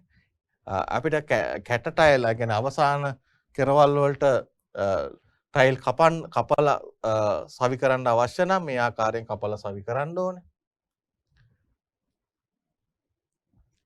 ඊට පස්සේ කපාගත් උළු සාමාන්‍යයෙන් ටයිල් හයි කරලා ඊට පස්සේ ඒ කියන්නේ ටයිල් හයි කරලා ඉවරලා පැය 6කට පස්සේ තමා අර මූට්ටු අස්සට අපි උළු බදාම පුරවන්නේ. ඊට කලින් අපි අර මේ වගේ තිබ්බ අපි කලින් සකස් කරන්න මේ තිබ්බ මේ පරතර කැට අපි ඉවත් කරන්න ඕනේ. මේ තියෙන පරතර කැට අපි ඉවත් කරන්න ඕනේ. පරතර කැට ඉවත් කරලා තමා අපි මේ වගේ සියලු උළු අවසන් වූ පසු පැයකට පසු මූට්ටු පිරවීම සඳහා උළු බදාම නැත්නම් ටයිල් ග්‍රවුන්ඩ් යොදන්නේ. ඊට පස්සේ අපි සම්පූර්ණ පෘෂ්ඨය හොඳින් පිරිසිදු කරලා පිරිසිදු කරන්න ඕනේ. මේ තමයි අපි සාමාන්‍ය ටයිල් එකක් එළන ආකාරය. ටයිල් එළන ආකාරය. දුර පුතාලට ආයසරයක් මම පැහැදිලි කරොත් මේ තියෙන්නේ සාමාන්‍යයෙන් ටයිල් ප්‍රමාණය අපි ඉස්සලාම නිර්ණය කරගන්න ඕනේ. ගෙබිව මැද ඉස්සලාම ගෙදර මධ්‍ය ලක්ෂයෙන් තමයි පටන් ගන්න. අපි සාමාන්‍යයෙන් ටයිල් එලීමක් මේ උඩ ඉඳන් පල්ලෙහාට කරගෙන එන්නේ නැහැ. උඩ ඉඳන් පල්ලෙහාට කරගෙන එන්නේ නැහැ. මැද ඉඳන් තමයි අපි මේ ටයිල් එලීම සිද්ධ කරන්නේ. ඊට පස්සේ වටේට තමයි අපි අවශ්‍ය කැට කෑලි ප්‍රමාණයක තිබ්බොත් අපි ඒ සම්බන්ධ කිරීම සිද්ධ කරන්නේ. ඉතින් මුලින් ටයිල් ප්‍රමාණය ගණනය කරගන්නවා. ඊට පස්සේ අපි අවසාන වශයෙන් නූල් ඇද ගන්නවා. නූල් ඇදගෙන ඉවරලා අපි අවශ්‍ය සිමෙන්ති ආශක්ත හැන්දෙන් සිමෙන්ති ටික රෆ් කරගන්නවා. ඊට පස්සේ ටයිල් ටික නිවැරදි ආකාරයට අල්ලනවා. අල්ලලා ඒකේ මට්ටම් කර ගැනීම කරගන්නවා. ඊට පස්සේ අපි ඒ අතර පරතරය සඳහා පරතර කැට යොදනවා. ඊට පස්සේ නැවත පිරිසිදු කරගන්නවා. ඊට පස්සේ අපි උළු වෙලාම අවසන් පැය 6කට පස්සේ උළු බදාම යොදනවා. ඊට පස්සේ නැවත අවසාන වශයෙන් පිරිසිදු කරගන්නවා. ඔය ආකාරයට තමයි ටයිල් එලීමක් සාමාන්‍ය සිද්ධ කරනු ලබන්නේ. දොළපදාලන් මේ වගේ ප්‍රැක්ටිකල් දැන් 2017 සිට ක්‍රියාත්මක වන පරිදි අධ්‍යාපන අමාත්‍යාංශයෙන් නිකුත් කරන ලද ප්‍රැක්ටිකල් ලිස්ට් එකේ මේ ප්‍රැක්ටිකල් එකක් තියෙනවා. ඒකෙන් තමයි ඇත්තටම මම මේ ඡායාරූප සහ මේ කොටස් ටික ලබා ගත්තේ. right. පිගන් උළු ඇතිරීමෙන් දෝෂ තමයි ප්‍රධාන වශයෙන් වෙන්න පුළුවන් දේවල් තමයි මට්ටම් නොවීම, උස්තුර ඝනකම වෙනස් වීම, බොල් හඬ නැගීම, ඒ වගේ දේවල් වෙනවා. සමහර වෙලාවට ඔය ටයිල් ඇල්ලුවාට පස්සේ ගැලවෙනවා. ඒ ප්‍රධාන වශයෙන් වෙන්නේ නිවැරදි ආකාරයට අපි නිවැරදි ක්‍රමවේද අනුගමනය නොකිරීම තමයි ප්‍රධාන වශයෙන් ඒ සඳහා හේතු සාධක වෙන්නේ. ඊළඟ පිගන් උළු ඇතිරීමේ වාසි තමයි මූලික වීදම වැඩි වූද කල්පවතිනවා. ශක්තිමත් දර්ශනීය පෙනුමක් සහ සිසිලසක් ලබා දෙනවා. ඒ තමයි ප්‍රධාන වශයෙන් උළුකට පිගන් උළු ඇතිරීමෙන් ඇතිවන වාසි. right. අපි යමු ඊළඟ කොටසට. තීන්ත. දැන් අපි කපරාදු කරා, ටයිල් කරා. දැන් ඊළඟට අපිට තියෙන තීන්ත ආලේපය. තීන්ත ආලේපය. අපිට තීන්ත සාමාන්‍යයෙන් බුරුසු මගින් ආලේප කරන්නත් පුළුවන්. සාමාන්‍යයෙන් තීන්ත ආලේප කරාට පස්සේ පැය 24ක කාලයක් තියෙන්න ඕනේ හොඳින් වියලෙන්න.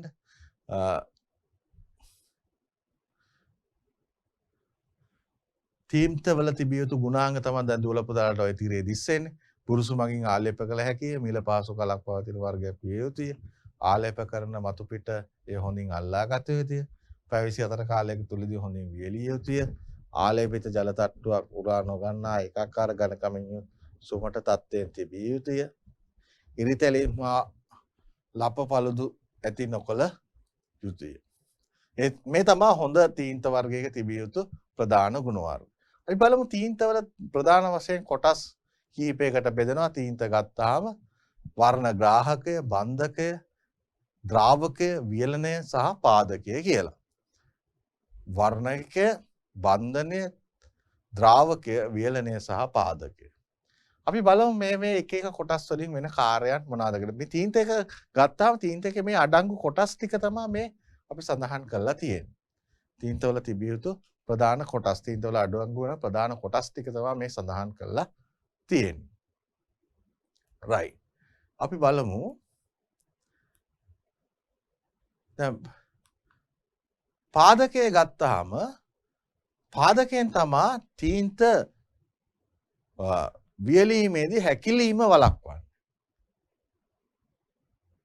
තීන්ත වියලීමේදී හැකිලීම වළක්වන්නේ මේ පාදකය මගින්. මේකෙන් තමයි පටලයක් අපේ සාමාන්‍ය තීන්ත පටලයක් පෘෂ්ඨය තුල ඇති කරන්නේ මේ පාදකය. එතකොට වාහකය තමයි මේ තීන්ත විසිරීලා යන. අපි වාහකය කිව්වම දන්නා වාහකය. පරිසරයේ සත්තු ඉන්නවා. ඒ වගේත් වාහකයෝ කියලා වර්ගයක් තියෙනවා. ඉතින් ඒ වගේ තමයි ඒකිනුත් කරන්නේ දැන් විසිරීලා යනවා. ඒ කියන්නේ බෙදා හැරීමක්. දැන් මේ වාහකයේ කරන්නේ තීන්තවල තියෙන වාහකයේ කරන්නේ මේ තීන්ත පෘෂ්ඨය මත විසිරී යාමට උදව් කරන්නේ මේ වාහකය. ඊළඟ කාරණාව තමයි ද්‍රාවකය. ඒකාකාරී ආලේපය කර හැකි වන පරිදි පරිවර්තනය වේ. ද්‍රාවකයෙන් තමයි ඒකාකාර ආලේපයක් කළ හැකි පරිදි ද්‍රාවණය වෙනවා. ප්‍රධාන ද්‍රාවක වර්ගය තමයි ටර්පන්ටයින්. ටර්පන්ටයින් තමයි ප්‍රධාන ද්‍රාවක වර්ගය. ඊට පස්සේ වියලකය කරන්නේ මේක ද්‍රාවණය ගතිය ඉක්මනින් වියලීම තමයි වියලකය මගින් කරන්නේ. වියලකය මගින් කරන්නේ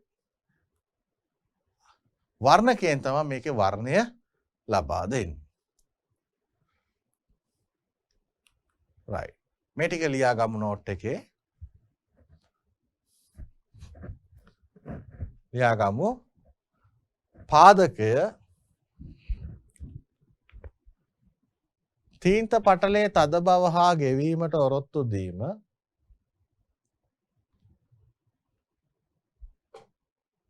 තීන්ත වියලීමේදී හැකිලීම වැළැක්වීම හා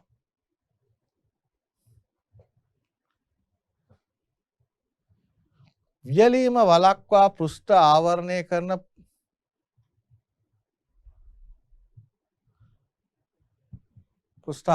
කරන පාරාන්ද පටලයක් ඇති කිරීම. ඒ තමයි පාදකය. ඊළඟට වාහකය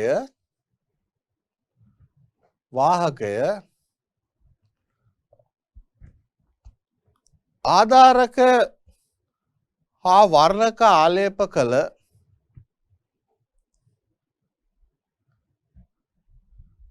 පෘෂ්ඨයේ විසිරී යෑමට උදව් කරයි. පෘෂ්ඨයේ විසිරී යෑමට උදව් කරයි. වියලීමෙන් පසු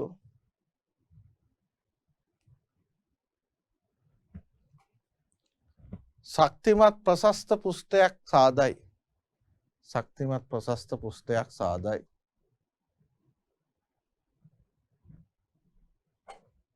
ඊළඟට ද්‍රාවකය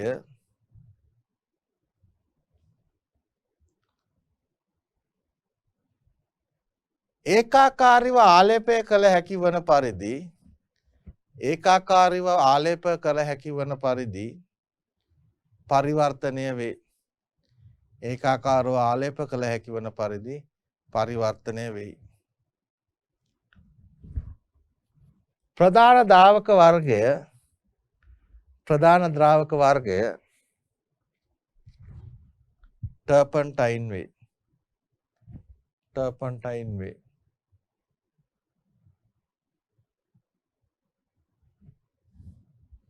වියලකය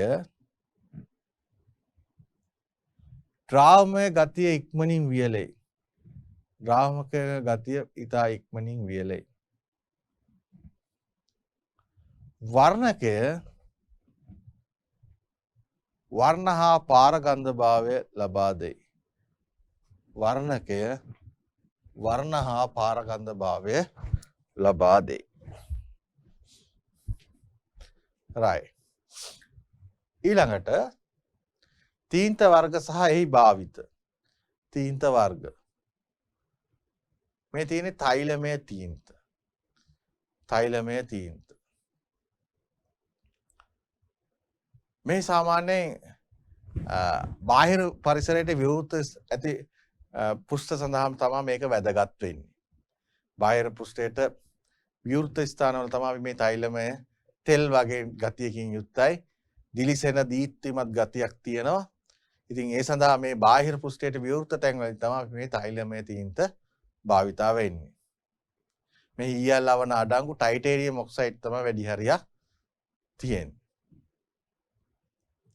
ඊළඟ තීන්ත වර්ගය තමයි එමල්ෂන් තීන්ත. මේක තමයි අපි වැඩි හරියක් බහුලව භාවිතා කරන තීන්ත වර්ගය. ජලයෙන් දිය කරන්න පුළුවන් තීන්ත වර්ගයක්.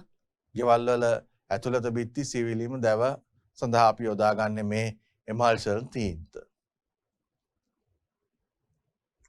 එමල්ෂන් තීන්ත.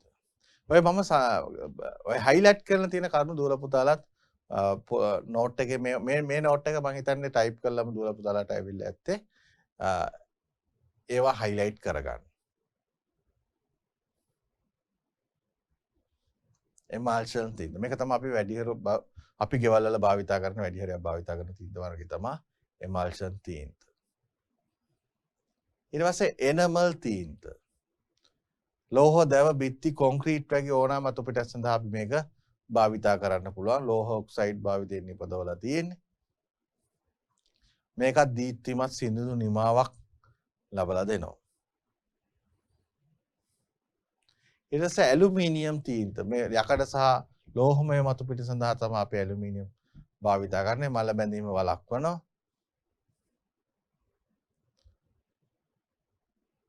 ඊළඟට මල නොබෙදෙන තීන්ත. මේක සාමාන්‍ය මේකත් ලෝහ පෘෂ්ඨ මත මලකඩ කෑම වැළැක්වීම සඳහා අපි ප්‍රාථමික ආලේපයක් ලෙස අපි භාවිතා කරන මේ තීන්ත වර්ගයක්. බාහිර පෘෂ්ඨ වලට විවෘත ලෝහමය කොටස් සඳහා අපි මේක විශේෂයෙන් භාවිතා කරනවා. මල බැඳීම වළක්වනවා.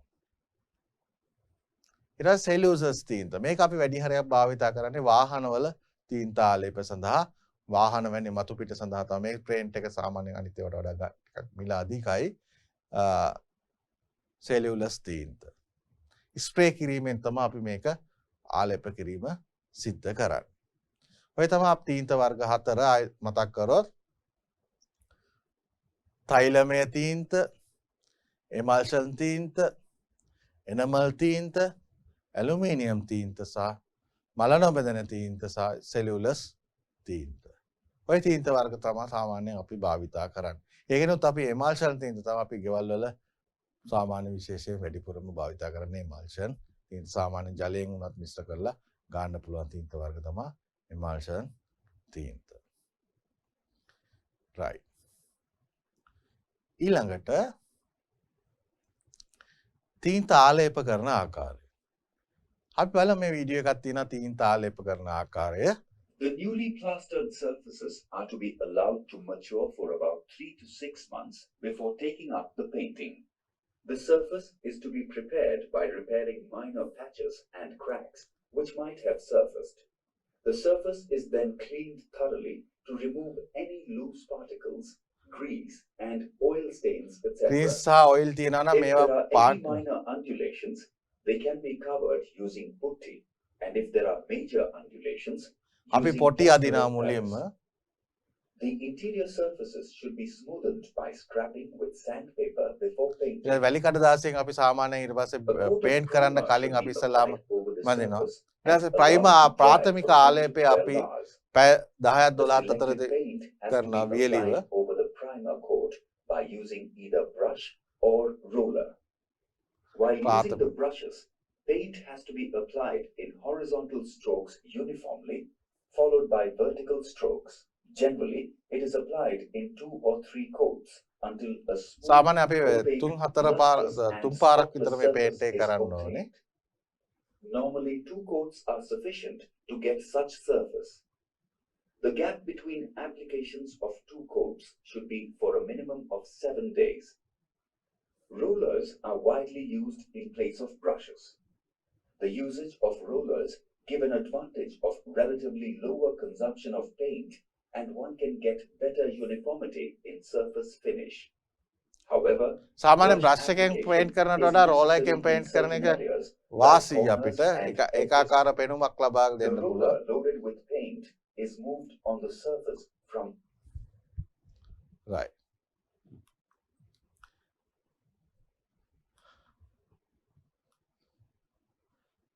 right.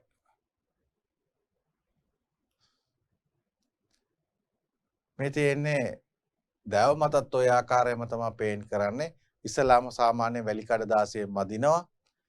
ගැට පළුදු වෙන්න ඕනේ ඒතන හදා ගන්න ඕනේ. පළුදු සිදුරු නැත්නම් ඒවා බදාම වගේ පුරවන්න ඕනේ. ඊට පස්සේ සාමාන්‍ය පූර්ණ වර්ගයේ ආලේපයක් කියන්නේ ප්‍රයිම වර්ගයේ තීන්ත ආලේපයක් අපි කරනවා. ඊට පස්සේ කුඩා සිදුරු නැත්නම් පොටි මගින් ඒක වහන්න ඕනේ. ඊට පස්සේ යටි ආලේපය ගල්වනවා. ඊට පස්සේ දෙවන ආලේපය භාවිතා කරලා අපිට දැව පේන්ට් කරන්න හැකියාව තියෙනවා. මේ තමයි සාමාන්‍ය පේන්ට් කරන පිළිවෙල.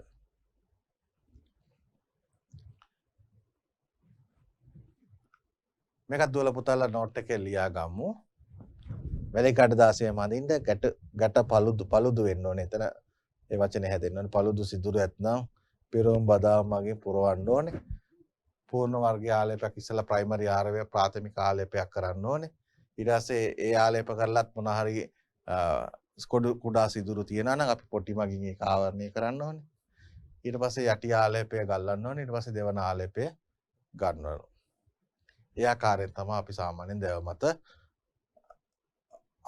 තීන්ත ආලේපයක් සිද්ධ කරන්නේ. ඊට පස්සේ ගෙදරක වාතය ලබා ගන්න පුළුවන් කවුළු වර්ග වාතාශ්‍ර සඳහා භාවිතා කරන ක්‍රම. ලූවරු, දැවපටි, කැටයම් යෙදූ ලෑලි, බීරලු, කවලි. අපි බලමු මොනවාද මේ කියලා. මේ තියෙන්නේ ලූවරු. ලී සහ වීදුරු යොදාගෙන තමයි අපි සාමාන්‍ය මේ ලූවරු යොදලා තියෙන්නේ. මේ තියෙන්නේ දැවපටි. ඔය දැකලා ඇති පරණ ගෙවල් වල වගේ ඔය දැවපටි හුඟක් භාවිතා කරලා ලස්සන එක්කම මේකදී සාමාන්‍ය වාතාශ්‍රය ආලෝකය ලබා ගන්න අපි භාවිතා කරන ක්‍රමවේදයක්. මේ තියෙන්නේ කැටයම් යෙදූ ලෑලි. ගෙවල් වල පරණ ගෙවල් වල බලන්න ඔය වගේ කැටයම් යෙදූ ලෑලි ලස්සන පරණ ගෙවල් වල විතරක් නෙමෙයි අලුත් ගෙවල් වලත් ඔය වගේ කැටයම් යෙදූ ලෑලි භාවිතා කරනවා වාතාශ්‍රය සහ ආලෝකය ලබා ගැනීම සඳහා. මේ තියෙන්නේ කවලි. කවලිය. ඔය තියෙන්නේ කවලි කියන ආලෝකය සහ වාතාශ්‍රය ලබා ගන්න භාවිතා කරන තව ක්‍රමවේදයක්. right. ඊට පස්සේ සිවිලින් වර්ග. සිවිලින් වර්ග නිම්හම් දැන් අපේ නිම්හම් කිරීමේ අවසාන කොටසට එන්නේ සිවිලින් වර්ග. නිරාවරණ සිවිලීම, සවිකරන ලද සිවිලීම සහ අවලම්බිත සිවිලීම. අපි බලමු මොනවාද මේ නිරාවරණ සිවිලීම කියන්නේ. නිරාවරණ සිවිලීම කියන්නේ ඔය ලැම්බර්ට් වහල කියලා කියන්නේ. සාමාන්‍ය මේ වහලෙත් එක්කම එහා සමාන්තරව ලෑලි වලින් හරි ඇස්බෙස්ටස් හරි ඒවයින් අපි සිවිලීමක් ගන්නවා. මේ දොළ පුදා තීරයේ දිස්ත්‍රේ දැන් මේ තියෙන්නේ ඒ නිරාවරණ සිවිලීම. ඔය තියෙන්නේ නිරාවරණ සිවිලීම. ඊළඟට මේ තියෙන්නේ සවි කරන ලද සිවිලිම. සවි කරන ලද සිවිලි. මේ තමයි අවලම්බිත සිල්ලිම. එල්ලෙන සිල්ලිම. දැන් හුඟක් වෙලාවට දැන් අලුත් ගොඩ නැගිලි හුඟක් වෙලාවට මේ විශේෂයෙන් මේ රෙදිසාප්පු කඩ ඒ වගේ දේවල් වල හුඟක් වෙලාවට බහුලව භාවිතා කරන මේ අවලම්බිත සිවිලිය. එල්ලෙන සිවිලිම තමයි අපි බහුලව භාවිතා කරන්නේ. ඒකට සිවිලින් වර්ග තුන තමයි මේ තියෙන නිරාවරණ සිවිලිම, සවි කරන ලද සිවිලිම සහ අවලම්බිත සිවිලිම. ඔය තමයි සිවිලින් වර්ග තුන. right. අපි දැන් මේ පාඩමේ අවසාන භාගයට එන්නේ. ඊට පස්සේ අපි දැනගත යුතු ප්‍රධාන කාරණා කිහිපයක් තියෙනවා. නීතිමය තත්ත්වයන්. නීතිමය තත්ත්වයන්. නිවසක් සෑදීම. දැන් අපි ඇත්තටම ගොඩනැගිලි තාක්ෂණ වේදයේ යටතේ මූලික තියරිස් ටික ගෙදරක් හදද්දී අත්තිවාරමේ ඉඳන් වහල සිවිලිම ෆිනිෂින් එක දක්වා ඉවරයි. දැන් මෙතන ඉඳන් අපි කතා කරන්නේ මේකේ නීතිමය තත්ත්වයන් සහ මේ සඳහා භාවිත කරන යන්ත්‍රෝපකරණ සම්බන්ධව තමයි අපිට ඉතුරු වෙලා තියෙන්නේ. පාඩමේ ඇත්තටම බර කොටස ඉවරයි. මූලික තියරිස් ටික ඉවරයි. දැන් දුවල පුතාලාට මේ පාඩම නිසියාකාරව මුලින් ඉඳන්ම අවධානය කරගෙන හිටියා නම් ගෙදරක අතිවාරමේ ඉඳන් අපි සියලු දේ කතා කරා. මොනවාද? අතිවාරම ගැන කතා කරා, අතිවාර වර්ග ගැන කතා කරා, බිත්ති වර්ග ගැන කතා කරා, බිත්ති නොවන ආකාර සම්බන්ධ කතා කරා, ඊට පස්සේ එතනින් වහල ගැන කතා කරා, වහල වර්ග ගැන කතා කරා, ඊට පස්සේ කොන්ක්‍රීට් වර්ග ගැන කතා කරා, ඊට පස්සේ බිත්ති කපරාදු ගැන කතා කරා, ඊට පස්සේ පේන්ට් කරන ආකාරය කතා කරා, ජොර සහ ජනෙල් ගැන කතා කරා, දැන් සිවිලින් වර්ග ගැන කතා කරා. දැන් අපි අද මෙතන ඉඳන් කතා කරන්න යන්නේ මේකේ අවසාන කොටස නීතිමය තත්ත්වයන්. අපිට ආවට ගියාට ගෙවල් හදන්න බෑ. ලෝකේ සහ ලංකාවේ නීතිමය තත්ත්වයන් තියෙනවා එක එක නිවාස තැනීමේදී. අපි බලමු මොනවාද මේ නීතිමය තත්ත්වයන් කියලා. මේ තියෙන්නේ ගොඩනැගිල්ලක් ඉදිකිරීමේදී බලවන නීතිමය තත්ත්වයන්. මේ තියෙන්නේ 1986 3/6 විශේෂ ගැසට් නිවේදනය අනුව ආරක්ෂාව සහ සෞඛ්‍ය තහවුරු කිරීම සඳහා අවධානය යොමු කළ යුතු ප්‍රධාන අංග. හැටුම් ස්ථායීතාව, ගිනි ආරක්ෂණය, කාලගුණයෙන් ආරක්ෂා කිරීම, ශබ්ද හා තාප පරිවර්තන, ආරක්ෂිත ගිනිපෙත්, ආරක්ෂිත බෑවුම්, ආරක්ෂිත වැටවල්, බලශක්ති කාර්යක්ෂමතාවය. ඕවා සම්බන්ධව නීතිමය තත්ත්වයන් තියෙනවා.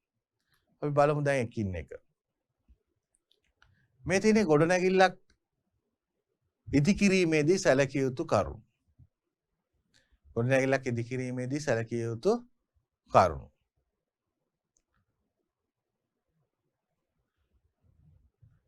ඉහළින් වෝල්ට්‍යතා රැහැන් යනවා නම් ඒ ගොඩනැගිල්ලේ ඉහළම ස්ථානයේ සිට රැහැන් අතර සිටිය යුතු අවම දුර මීටර් 1.5යි. සිරස් අවම දුර මීටර් 1.5යි. අධිවෝල්ට්‍යතා රැහැන් යනවා නම් ගොඩනැගිල්ලේ ඉහළම ස්ථානයේ සිට රැහැන් අතර ඒක තිරස් අවම දුර වෙන්න ඕනේ. සිරස් තිරස් කියලා තියෙන්නේ සිරස් තිරස් නෙමෙයි, ඒක තිරස් අවම දුර 4.5ක් වෙන්න ඕනේ. මෙන්න මෙතන දුවේ පුතේ එතන පොඩ්ඩක් හදා ගන්න ඕනේ. මේ මෙන්න මෙතන වැරදි. මේක වෙන්න ඕනේ තිරස් අවම දුර. සිරස් අවම දුර කපලා දාන්න. තිරස් අවම දුර මීටර් 4.5යි. මේ කියන්නේ මෙන්න මේකයි.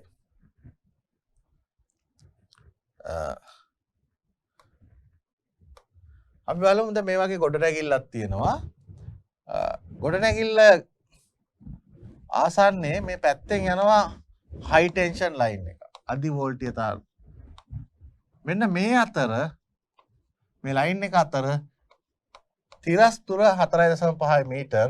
මේක උඩින් ලයින් එක යනවා.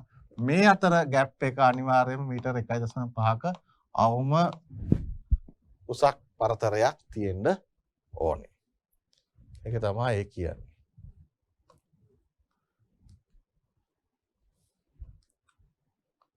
ඊළඟට සියල උස ගොඩනැගිලි මීටර් 400ට වඩා වැඩි විශාලත්වයක් ඇති මහජනයා රැස් වෙන ගොඩනැගිලි කර්මාන්ත ශාලා සහ ගුදම් සඳහා ගිනි නිවන උපකරණ ස්ථාපිත කර යුතුයි. ඉතින් මීටර් 400කට වඩා වැඩි විශාල ගොඩනැගිලි සඳහා අනිවාර්යයෙන්ම ගිනි නිවන උපකරණ ස්ථානගත කරන්න ඕනේ. මහල් දෙකක් හෝ ඊට වැඩි මහල් මීටර් 280කට වඩා විශාලත්වයේ ජනනල පහසුකම් ප්‍රදේශයක පිහිට ඇත්නම් ගිනි නිවීමේ උපකරණ ක්‍රමවේදයක් විදිහට ජල තටාකයක් ඉදි කරන්න ඕන. එලෙසම ගිනි ආරක්ෂණ දොරටු පවත්වා ගන්න ඕන. ගිනි ආරක්ෂණ දොරටු පවත්වා ගන්න ඕන. මේ නීතිමය තත්ත්වයන් පිළිබඳ දුවේ පුතේ හොඳට අවධානයෙන් ඉන්න හැමදාම මේ ටිකෙන් කෙටි ප්‍රශ්නයක් අනිවාර්යයෙන්ම පේපර් එකට එනවා. ඉතින් මේ කොටස ඉතාමත් වැදගත්. හැමදාම කෙටි ප්‍රශ්නයක් මේ ටිකෙන් දානවා. ඒක ව්‍යුහගත රචනා ප්‍රශ්න පත්‍රයේ සමහරක් වෙලාවට මේකෙන් කොටස් ටිකක් දානවා. එහෙනම් මේ නීතිමය තත්ත්වයන් ඉතාමත් හොඳින් අවබෝධ තියාගන්න ඕනේ. මෙතන තමයි ඉතාමත් පොඩි සියුම් ස්ථාන තියෙන්නේ. ඒ සියුම් අගයන් සම්බන්ධව හොඳ අවබෝධයක් තියෙන්න ඕනේ. right. ඊළඟට අදාළ ගැසට් නිවේදනය අනුව ගොඩනැගිල්ල තැනීමට ප්‍රථම සැලසුමක් සකස් කරන්න ඕනේ. ඒක සාමාන්‍යයෙන් වරලත් ඒ කියන්නේ දන්න මේ සාමාන්‍ය සුදුසුකම්ලත් පුද්ගලයෙකු ලවා සහතික කරගන්න ඕනේ. ඒකේ සාමාන්‍ය ප්ලෑන් එක අදිද්දී ඒකේ සාමාන්‍ය උළුහව් මාන ජනෙල් තියෙන විස්තර තියෙන්න ඕනේ. බිත්ති වල ප්‍රමාණ සඳහන් කරලා තියෙන්න ඕනේ. ඒකම බිත්ති ඌර්ධ ව්‍යුහය ගෙබිම තට්ටු සහ වාහලේ ව්‍යුහය පිළිබඳ ගන්නා ද්‍රව්‍ය පිළිබඳ සඳහන් කරන්න ඕනේ.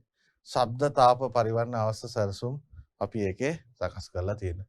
මේ තියෙන සාමාන්‍යයෙන් දල වශයෙන් දුරපතලට මේක ටිකක් පැහැදිලිව නැතුව ඇති. මේ තියෙන ප්ලෑන් එකක්. මේ ප්ලෑන් එකේ තියෙනවා ඔය කියපු කාරණා ටික ඒ විස්තරාත්මකව මේකේ ප්ලෑන් එකේ ගොඩනැගිල්ලක ඉදිරි පෙනුම පැති පෙනුම ඒ ද්‍රව්‍ය යොදා ගන්නා ද්‍රව්‍ය අත්තිවාරම් වර්ග ඒ වගේ දේවල් අපි සාමාන්‍යයෙන් සඳහන් කරලා තියෙනවා.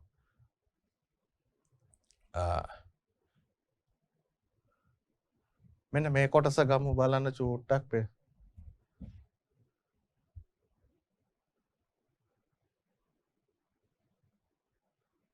මෙතන තමයි අර ඉස්සලා කියපු ඒ දොර සහ ජනෙල් කොටස් ටික සඳහන්ව තියෙන්නේ. ඒකේ ඇත්තටම භාවිතා කරන දැව වර්ග ඒ ටික දුල පුතාලට හොඳම දේ තමයි ගෙදර දුල පුතාලගේ ගෙදර ප්ලෑන් එක තියෙනවානේ. ඒක අරන් බලන්න. ඒක අරන් බැලුවාම දුල පුතාලට ලොකු අවබෝධයක් එනවා. මේ ඒකේ සම්පූර්ණ විස්තරය හොඳට අවබෝධ කරගන්න පුළුවන්. සාමාන්‍ය ප්ලෑන් එකක් ඇන්නා ප්ලෑන් එකේ තියෙනවා අත්විවරම දාන විදිය, අත්විවරමට කම්බි දාන විදිය, ඒකේ දොර සහ ජනෙල් වැටෙන විදිය, දොර සහ ජනෙල් වල ප්‍රමාණවත්, ඒවා සහතික කරපු පුද්ගලයා කවුද, මේක ඉදිරිය පෙන්වම කොහොමද, මේකේ පැති පෙන්වම කොහොමද, සැලැස්ම කොහොමද, ඒක ගොඩනැගිල්ල කොහොමද, ප්ලෑන් එකේ සටහන් වෙන ආකාරය. මොකද අපි ප්ලෑන් එකක් අනුමත කරගනිද්දී ඒක පෙන්වන්න ඕනේ.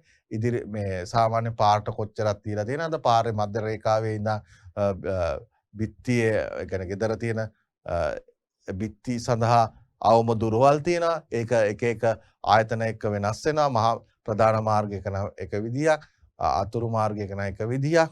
ඒ ආකාරයෙන් ඒක අනුමත කරගන්න ඕනේ. හරි. ඊළඟට අපි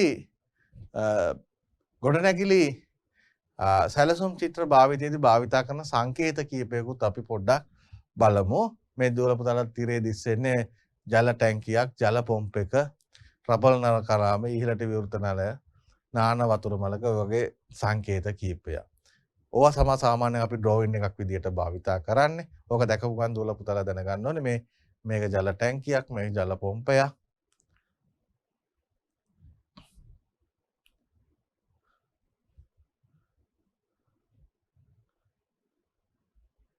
ඊට පස්සේ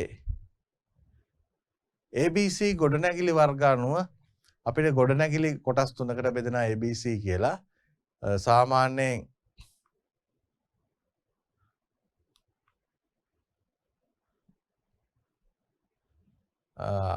ඒ වර්ගයේ ගොඩනැගිලි කියන්නේ සාමාන්‍ය මහල් 5කට හෝ ඊට වැඩි සහ මීටර් 15කට වඩා උස ගොඩනැගිලි තමයි අපි සාමාන්‍ය ඒ වර්ගයේ ගොඩනැගිලි ගණයට වැටෙන්නේ. මීටර් 5ක් හෝ ඊට වඩා වැඩි මහල් ගොඩනැගිලි තමයි සාමාන්‍යයෙන් ඒ වර්ගයේ ගොඩනැගිලි විදියට සැලකෙන්නේ. සාමාන්‍යයෙන් B වර්ගයේ ලෙස සැලකෙන්නේ බිම් මහල් ඇතුණු මහල් දෙකක් හෝ ඊට වැඩි ගණනේ යුත් ඉඩමේ මායිම් පිහිට ඇති ගොඩනැගිලි. පෙත්තම් පහුරු අත්ව්‍ය ආරම්භ ගොඩනැගිලි මීටර් 10කට වඩා දිගින් යුත් වහල සහිත ගොඩනැගිලි. මහජනයා රැස් වෙන ගොඩනැගිලි ගබඩා කර්මාන්තශාලා ඒ හා C වර්ගයට අයත් නොවන ගොඩනැගිලි. අපි බලමු C වර්ගය මොකක්ද කියලා. C වර්ගය කියන්නේ B වර්ගයට අයත් නොවන වර්ග මීටර් 300ට වැඩි නොවන ගොඩනැගිලි. වර්ග මීටර් 100ට වැඩි නොවන B වර්ගයට අයත් තනි පදිංචි සඳහා ගොඩනැගිලි. තමයි C වර්ගය විදිහට සැලකෙන්නේ. ඔය තමයි ABC ගොඩනැගිලි වර්ගීකරණය ගත්තාම අපිට දක්නට ලැබෙන ගොඩනැගිලි වර්ග බෙදෙන ආකාරය. ඊළඟට ගොඩනැගිල්ලට ප්‍රමාණවත් වාතාශ්‍රය සහ ආලෝකය සඳහා වාතාශ්‍රය.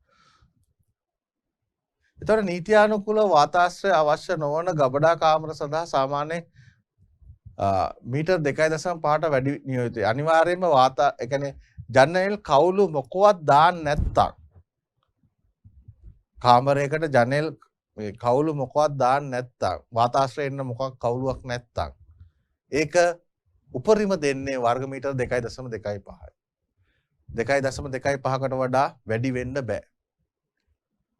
එහි පළල මීටර් 1.5කට වඩා ඉක්ම නොවිය යුතුයි. ඔන්න ඔතන හයිලයිට් කරගන්න.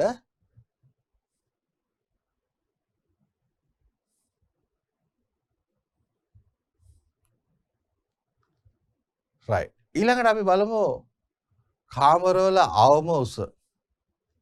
කාමරවල අවම උස වැසිකිලි නාන කාමර කොරිඩෝර් සඳහා සාමාන්‍යයෙන් මීටර් 2.1කට වඩා අඩු නොවිය යුතුයි. අනිත් සියලු කාමර සාමාන්‍ය මීටර් 2.7කට වඩා නොවැඩි විය යුතුයි. වහල මට්ටමේ සිට උහළට වේදන බාල්ක හා එයා සමාන ආධාරක කිසිම අවස්ථාවක එකී උස මීටර් 2.4ට නොවිය යුතුයි. මධ්‍යම සකසන ලද ක්‍රමය මගින් වායු සමීකරණ ගොඩනැගිලි කාමර සඳහා 2.4ක් ඒ කියන්නේ AC සිස්ටම් එකක් තියෙනවා නම් අපිට මීටර් 2.4කට ගන්න පුළුවන්. නැත්නම් සාමාන්‍යයෙන් කාමරයක් 2.7ක් වෙන්න ඕන. ඇලවූ වාලයක මධ්‍ය ලක්ෂයේ සිට 2.7කට අඩු නොවිය යුතු අතර කිසිදු කොටසක් අවම වශයෙන් 2.7කට අඩු නොවිය යුතුයි. ඔය කාරණා සම්බන්ධව අපි අවබෝධයක් ඇතුව සාමාන්‍යයෙන් කාමරවල අවම උස මෙතනත් පොඩ්ඩක් දුවේ පුතේ හයිලයිට් කරගන්න. සාමාන්‍ය මේ හරියට තාම කෙටි ප්‍රශ්නයක් දාලා නැහැ. ඒ හින්දා මේ සම්බන්ධව පොඩි අවධානයෙන් තියෙන්න ඕනේ. කෙටි ප්‍රශ්නයක් යොදන්න පුළුවන් ස්ථානයක් මේ උසවල් සම්බන්ධව. ඒ උසවල් පොඩ්ඩක් හයිලයිට් කරගන්න. දැන් වැසිකිලි නාන කාමර කොරිඩෝර් සඳහා 2.1යි. අනෙකුත් සියලු කාමර සඳහා අවම උස 2.7යි.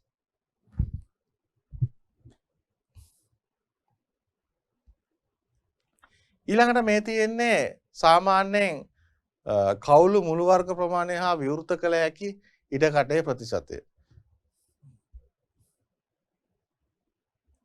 සාමාන්‍ය නාන කාමර වාහන නවතා තබන ගරාජ කර්මාන්තශාලා ගුදම් සාමාන්‍යයෙන් ගෙබිම වර්ගඵලයෙන් 10න් එකක් ස්වභාවික වාතාශ්‍රය ලැබෙන්න සලස්වන්න ඕන. අනෙකුත් කාමරවල 7න් එකයි. ඒකෙනුත් 50ක් විවෘත කරන්න පුළුවන් හැකියාව තියෙනෝනේ වාහන කර්මාන්තශාලා සහ වෙනත් සියලු කාමර. වැසිකිලි වලට විතරක් 100ක් මේ තියන්න ඕනේ ඉඩකඩ ඒ කියන්නේ ඒ තියෙන ප්‍රමාණය විවෘත කිරීමේ හැකියාව තියෙන්න ඕන. මේ ඇවිල්ලා ගෙබිම වර්ගඵලයෙන් 10න් එකක්.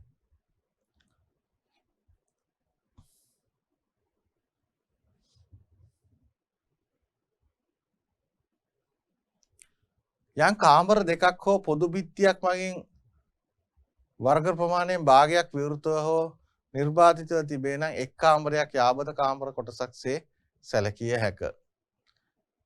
මේක පොඩි කාරණාවක්. ඊළඟ තමයි කාමරවල අභ්‍යන්තර ශුද්ධ මානයන්. ඒ කියන්නේ දිග පළල සහ උස අවම වශයෙන් කාමරයක තියෙන්න ඕනේ. ඒ කියන්නේ එක් පදිංචියක් සඳහා මේ පදිංචි සඳහා කාමරයක් සඳහා සාමාන්‍යයෙන් විශාලත්වයේ වර්ග මීටර 11 අවම වශයෙන් වර්ග මීටර 11ක් වෙන්න ඕනේ. අවම පළල මීටර 3ක්. දැන් මෙතනින් නම් දුවේ පුතේ කෙටි ප්‍රශ්නයක් දැම්මා මේ ගිය වසරේ මට මතක විදිහට මෙන්න මේ ස්ථානයෙන් අවම පළල කාමර දෙකක් තියෙනවා නම් එකට වඩා වැඩි වෙන පළමු කාමරයේ සාමාන්‍යයෙන් අවසර තියෙනවා මේ මීටර 8.5 වර්ග මීටර 8.5 දෙව අතිරේක කාමරයේ වර්ග මීටර 7.5 එතකොට අවම පළල සාමාන්‍යයෙන් 2.4කට තියෙනවා. පදිංචිය සඳහා නොවන ගොඩනැගිලි සඳහා සාමාන්‍යයෙන් 7.5 වර්ග මීටර අනිවාර්යයෙන්ම ඊට පස්සේ අවම පළල 2.4යි. කුස්සිය සාමාන්‍යයෙන් අවම 5.5යි අවම පළල 1.8යි. ඇල්කෝව සහිතව කුස්සියේ අවම දිග 0.9යි පළල 0.4යි. ඔය තමයි සාමාන්‍ය නීති රීති ටික. ඉතින් නාන කාමර හා වැසිකල වල සුද්ධ මානයන් තමයි මේ සඳහන් කරලා තියෙන්නේ. නාන කාමරයක් විතරක් වුණොත් 0.9යි අවම දිග 1.2යි වැසිකිළියක් විතරක් නම් 0.9යි 1.2යි වැසිකිළියක් සහ නාන කාමරයක් දෙකම තියෙනවා නම් 0.9ක් 1.7ක් පමණ වේ. ඒ හින්දා දුව පුතේ මේක දුව පුතාලා මේකත් ලියා ගන්න. මේවත් සාමාන්‍ය කෙටි ප්‍රශ්න පත්‍රයේ අහන තැන්.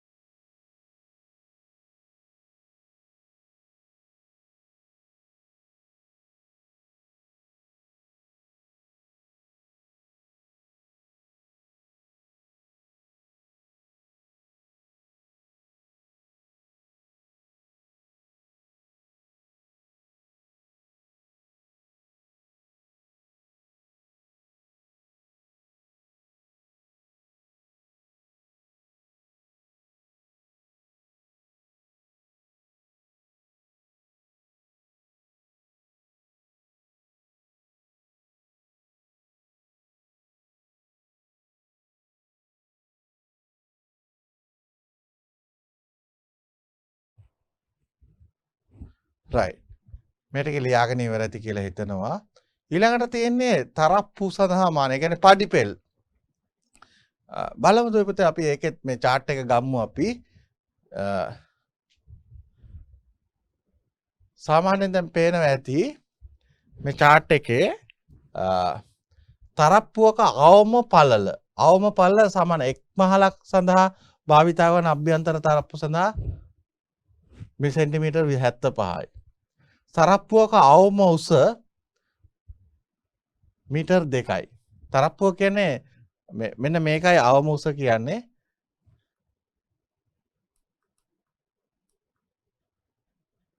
දැන් අපි මේ 2.1 කියන්නේ මෙන්න මේ කතාව ඔය කියන්නේ 2.1 කියන්නේ මෙන්න මේ කතාව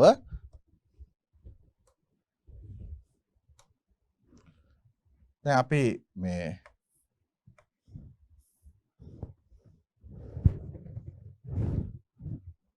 මෙන්න මේ උස තමයි ඔය 2.1 කියලා සලකන්නේ. පොළොව මට්ටමේ ඉඳන් තියෙන උස. තරප්පුවේ අවම උස කියන්නේ ඒක. සෙන්ටිමීටර් 75ක් පල්ල කියන්නේ මෙන්න මේක. දැන් මේ පඩිපෙළේ අපි දන්නවානේ මේ අතර තියෙන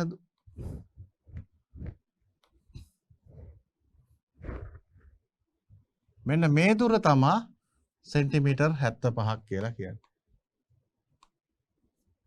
සෙන්ටිමීටර් 75ක් තරප්පුවේ. ඒ කියන්නේ සාමාන්‍යයෙන් උඩුමහල මහජනයා රැස් වෙන ගොඩනැගිලි වල තරප්පුවේ පළල වැඩි. ඒ සෙනඟ වැඩියෙන් එනවනේ.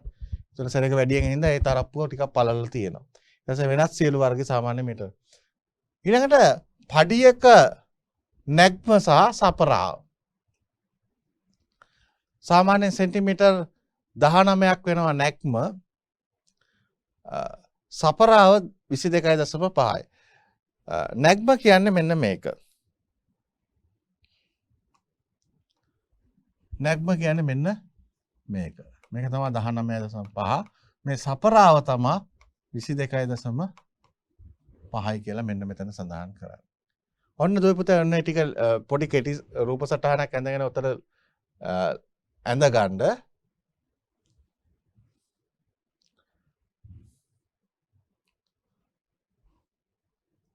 මේ ඇවිල්ලා සපරාව.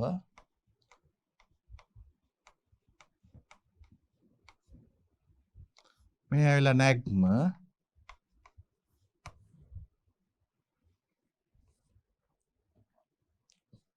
මේ තමයි පළල.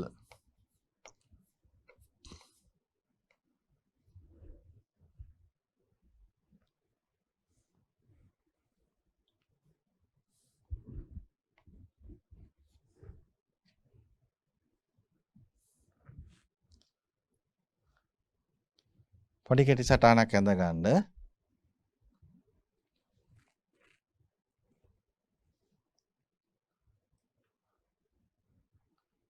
මේ එක එක අවස්ථාවලදී නැග්ම සහ බැස්ම නැග්ම සහ සපරාව තරප්පුවක අවම උස තරප්පුවේ පළල ඒ සම්බන්ධව සඳහන් කරලා තියෙනවා. මේ chart එක සම්බන්ධව තව දැනුවත් වෙලා තියෙන්න ඕනේ සාමාන්‍ය තරප්පුවක්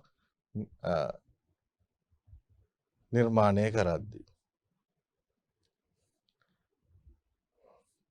සාමාන්‍ය තරප්පුවක් නිර්මාණය කරද්දී එක පැත්තක අපි දන්නා තරප්පුව නගිද්දී අනිත් පැත්ත එක සමහරක් කරාට එක පැත්තක් බිත්තියට සම්බන්ධ වෙනවා අනිත් පැත්තේ ආරක්ෂාව සඳහා අනිවාර්යයෙන්ම අත්වැටක් තියෙන්න ඕනේ අත්වැලක් තියෙන්න ඕනේ. ඒකේ සාමාන්‍යයෙන් අවම උස මීටර් 0.9ක් විය යුතුයි. අවම උස 0.9ක් විය යුතුයි. ඒක ඇවිල්ලා නීති. ඊට පස්සේ අපි කතා කරමු වීදි රේඛා.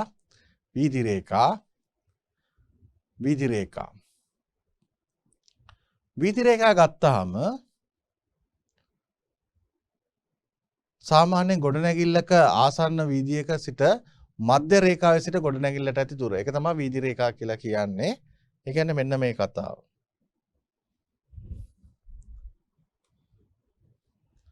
අපි හිතමු මෙන්න මෙතන තියෙනවා ගොඩනැගිල්ල. මෙතන ගොඩනැගිල්ල. මේ තියෙන්නේ පාර.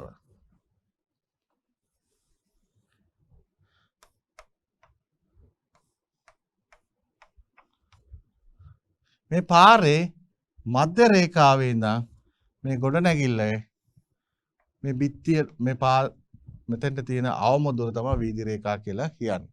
එතකොට මේක පාරේ වර්ගය අනුව A ශ්‍රේණියේ පාරක්ද B ශ්‍රේණියේ පාරක්ද C ශ්‍රේණියේ පාර ඒ කියන්නේ ප්‍රාථමික පාර මහා මාර්ගයේ වර්ගය අනුව ඕකේ ප්‍රමාණය වෙනස් වෙනවා ওই දුර. අපි බලමු මේ මොනවාද කියලා.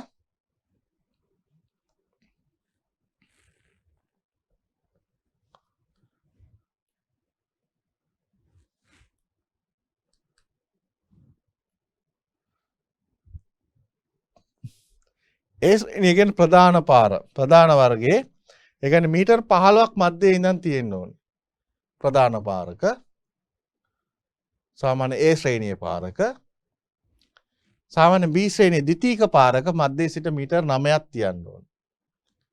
ඒතර C ශ්‍රේණියේ ප්‍රාදේශීය පාරක සාමාන්‍ය මැද්දේ සිට මීටර් 6යි. ඔය කියන්නේ මැද්දේ සිට කියන්නේ අපි ගොඩනැගිල්ලක් නිර්මාණය කරද්දී පාරේ මැද රේඛාවේ ඉඳන් මෙන්න මේක තමයි සාමාන්‍ය A ශ්‍රේණියේ පාරක මීටර් 15ක් අනිවාර්යයෙන් මේ පාරේ මැද්දේ ඉඳන් තියන්න ඕනේ. ගොඩනැගිල්ලක් නිර්මාණය කරද්දී. සාමාන්‍ය B ශ්‍රේණියේ පාරක මීටර් 9ක්, C ශ්‍රේණියේ පාරක මීටර් 6ක්. ඒ ආකාරයෙන් අපි අනිවාර්යයෙන් ගොඩනැගිල්ලක් නිර්මාණය කරද්දී අපි දැනගෙන තියෙන්න ඕනේ මෙන්න මේ එච්චර ප්‍රමාණයකින් අපි සාමාන්‍ය තියන්න ඕනේ කියන එක. ඊළඟට නමුත් අපිට දැන් මේ අපි දැකලා තියෙනවා අපි ගොඩනැගිල්ලක් එහෙම නිර්මාණය කරන්න කිව්වට අපි දැකලා තියෙනවා මෙන්න මේ තාප්ප ගහලා තියෙනවා.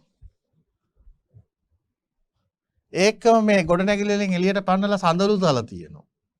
ඒව නිර්මාණය කරන්න හැකියාව දීලා තියෙනවා. ඒකෙත් හැබැයි අවශ්‍ය වෙලාවක කඩලා ඉවත් කරන්න පුළුවන්කමක් තියෙන්න ඕනේ. ඒකම මේ ඒකෙත් තියෙන අවම නිර්ණායකයක්. සාමාන්‍යයෙන් මීටර 1කට වඩා වැඩි නොවු පළලින් යුත් සඳලු තලද හිරු ආවරණද යොදන්න පුළුවන්. මීටර 2කට වඩා උස් නොවු මායින් තාප්ප හෝ වැටක් ඉදිකිරීමේ හැකියාව දෙන. තාප්ප සහ මායින් තාප්ප වැටක් ඉදිකිරීමේ හැකියාව දීලා තියෙනවා. ඔච්චරයි අවසර දීලා තියෙන්නේ.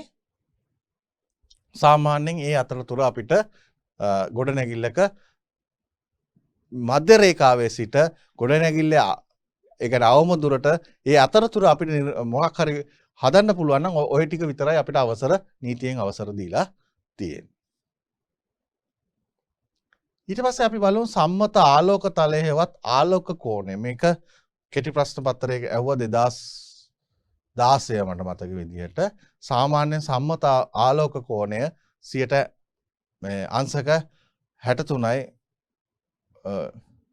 කලා 30යි. අංශක 63යි භාගයයි. ඒ කියන්නේ ගොඩනැගිල්ලේ පිටපැත්ත මුදුනේ සිට පහළතම බිම මට්ටමේ ආරම්භක තිරස් රේඛාවට අංශක 63 මාරක කෝණයක පිහිටන ඉහළට විහිදෙන පරිදි අඳිනු ලැබෙන තලය තමයි ආලෝක කෝණය කියලා කියන්නේ. මේකත් අපි ලියා ගමු.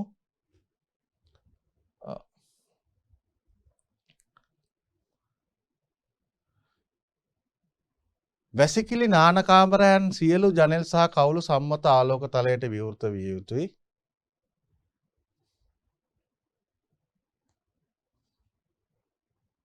මේ තමා ගොඩනැගිලි වල තියෙන අවම විවෘත ප්‍රදේශය. අවම විවෘත ප්‍රදේශය සාමාන්‍ය විවෘත ප්‍රදේශයක් තියෙනවනේ රූපේ පෙන්නනවා ඇති. මේ තියෙන අවම විවෘත ප්‍රදේශය. ඕකත් තියන්න ඕනේ සාමාන්‍ය මීටර් 3ක් පළල තීරුවක් විවෘතව තියන්න ඕනේ.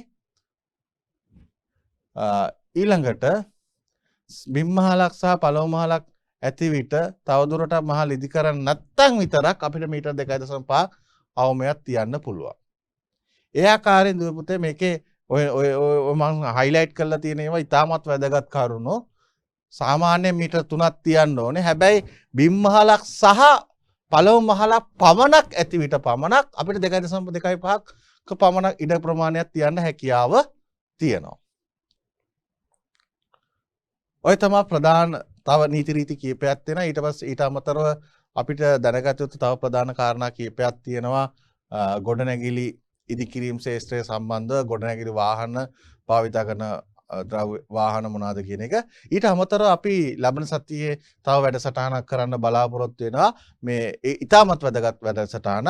ඒ තමයි අපි මේ ආශ්‍රිතව පසුගිය වාර විභාග නෙමේ උසස් පෙළ මේ A level විභාගයේදී උසස් පෙළ විභාගයේදී මේ ආශ්‍රිතව ආපු කෙටි ප්‍රශ්න සහ රචනා ප්‍රශ්න, ඒ කියන්නේ බහුවර්ණ ප්‍රශ්න සහ රචනා ප්‍රශ්න වල විවරණය සම්පූර්ණ විස්තරාත්මක විශ්ලේෂණයක් සමගම වැඩසටහනක් කරන්න බලාපොරොත්තු වෙනවා. අපිට ලබන සතියේ ඒක කරන්න පුළුවන් වෙයි.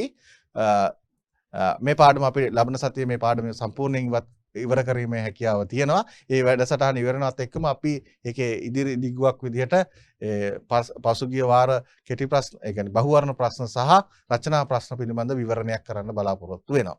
එතෙන් දුවල පුතාලට මේ හා සම්බන්ධ ලොකු ගැඹුරු අවබෝධයක් මේ ගොඩනැගිලි තාක්ෂණ වේදේ සියලු ආපු මන්පෙත් විභාගවල ප්‍රශ්න කොහොමද ඒ ප්‍රශ්න ලියන ආකාරය, ඒවල ලකුණු දීපු ආකාරය, සියලු ආකාරයේ විශ්ලේෂණයක් සහිතව අපි කරන්න බලාපොරොත්තු වෙනවා. එහෙනම් දුවේ පුතේ අදට අපි මේ වැඩසටහන මෙතනින් අවසන් කරනවා. දුවල පුතාලා ලබන සතියේත් අපිත් එක්ක සම්බන්ධ වෙයි බලාපොරොත්තු වෙයි. අදට අපි මෙතනින් සමුදෙනවා. දුවල පුතාලට ආයුබෝවන්.